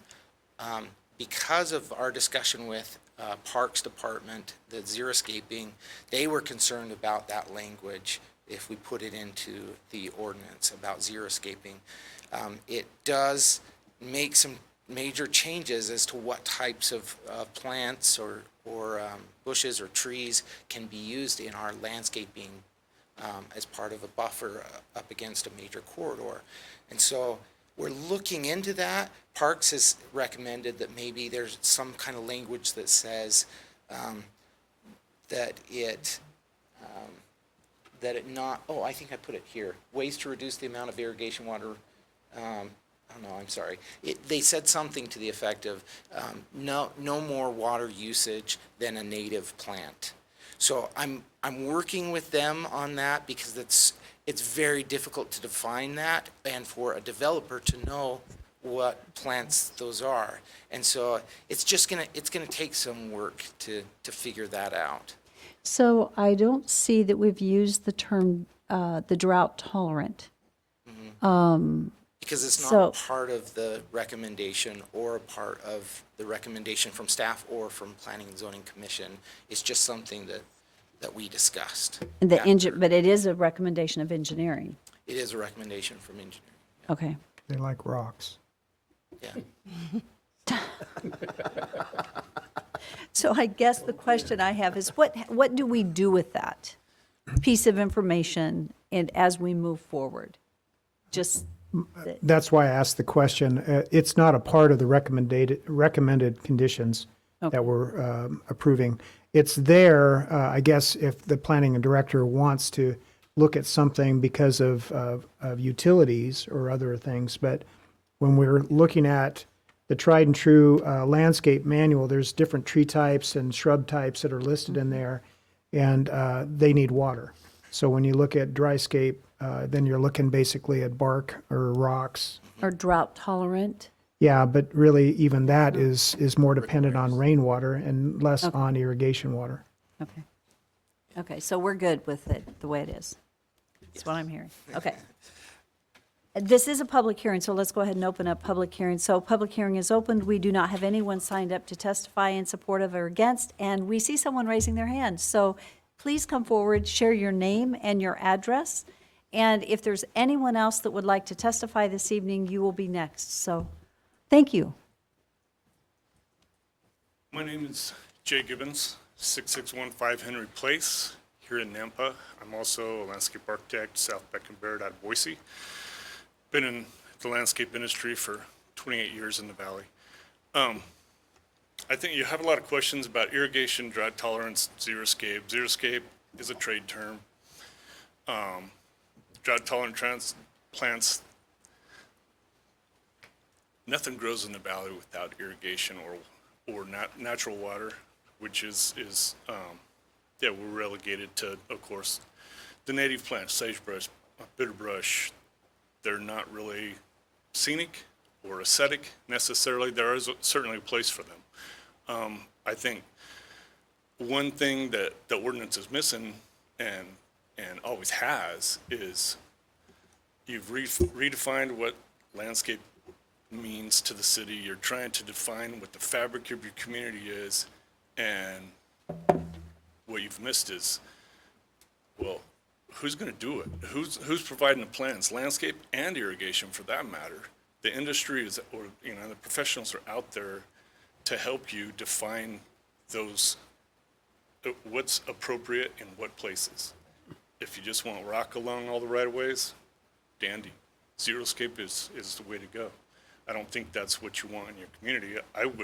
I've seen other communities in southern Idaho that are pretty much that way. It's a hodgepodge. You get what you pay for because you don't know what you're getting when you get a plan. It could come from anybody. It could be a napkin for that matter, landscape design. So I think that I'm here to offer that there are folks in this community that can certainly help you make those decisions from a design perspective and help you implement a fabric for the community. And that's really what I came to say. I'm here for questions. So thank you so much. I have a question, and that is, do you have a recommendation for adjusted language in this as it will be implemented? Or is your recommendation something that we can come back to look to you for and to others in the community for how to implement the plan? I think that it's, Madam Mayor, I apologize. Yeah. I should have started my comments with Madam Mayor and Commissioner, or Councilman and Council ladies. It's really a recommendation that you add a design professional to your ordinance so that you get plans that make sense, that when they come before you, they are, if you want to be drought tolerant, if you want to be low maintenance, low water, and fit the fabric that you want to set,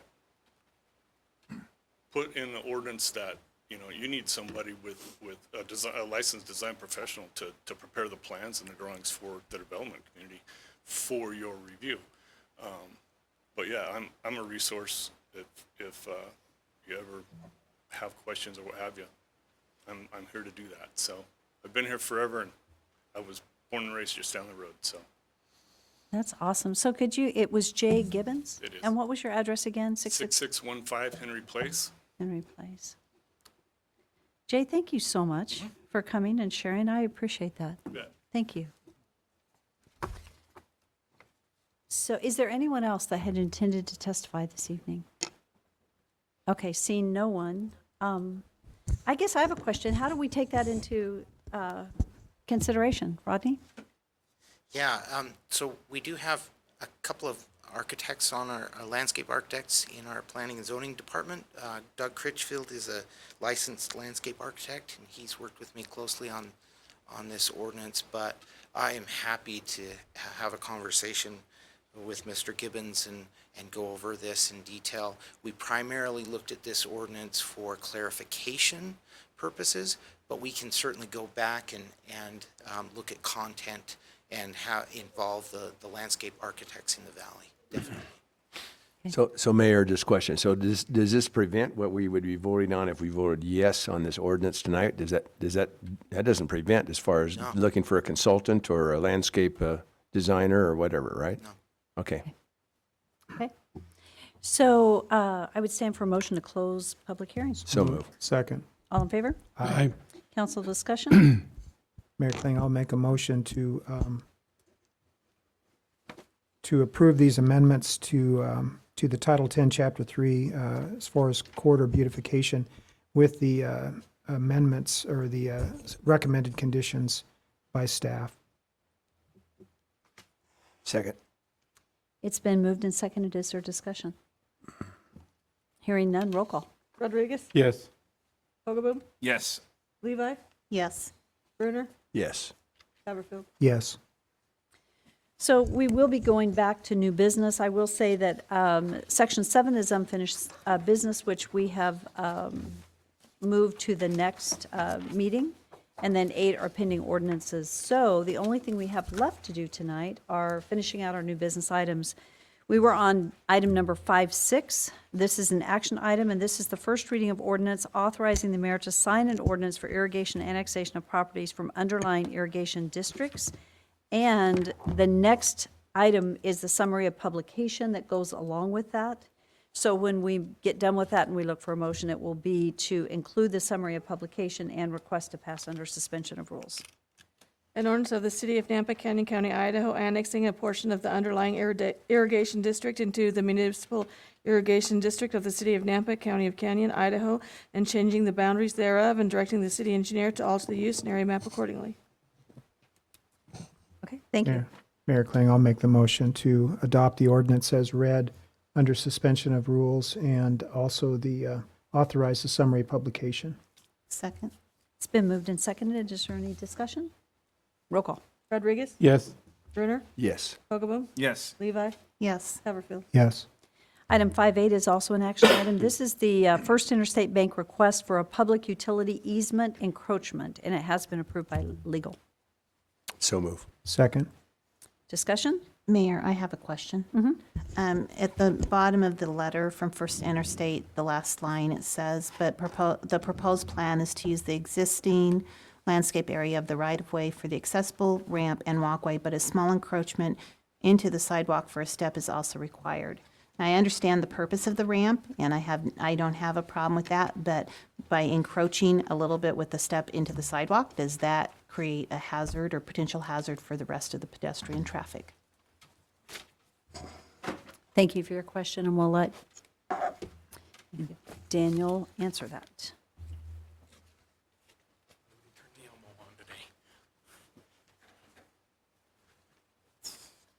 So, yeah, it's just, so the sidewalk at that location, Councilman Levi, is wider than is required for ADA compliance. And so the encroachment into that does not create any ADA compliance issues with the sidewalk. Okay, great, thank you. Are there any other questions? Okay, roll call. Rodriguez? Yes. Pogaboo? Yes. Levi? Yes. Haverfield? Yes. Brunner? Yes. Okay, and the last item on our agenda is action item 5.9, and this is a fiscal year 19 signal equipment procurement zone B1 addendum to cooperative agreement and change order, and this was approved in the FY19 budget. So moved. Second. Discussion. Roll call. Brunner? Yes. Pogaboo? Yes. Levi? Yes. Rodriguez? Yes. Haverfield? Yes. And in looking through my pages, I believe we have covered everything on the agenda this evening. And that said, I would stand for a motion to adjourn. So moved. Second. All in favor? Aye.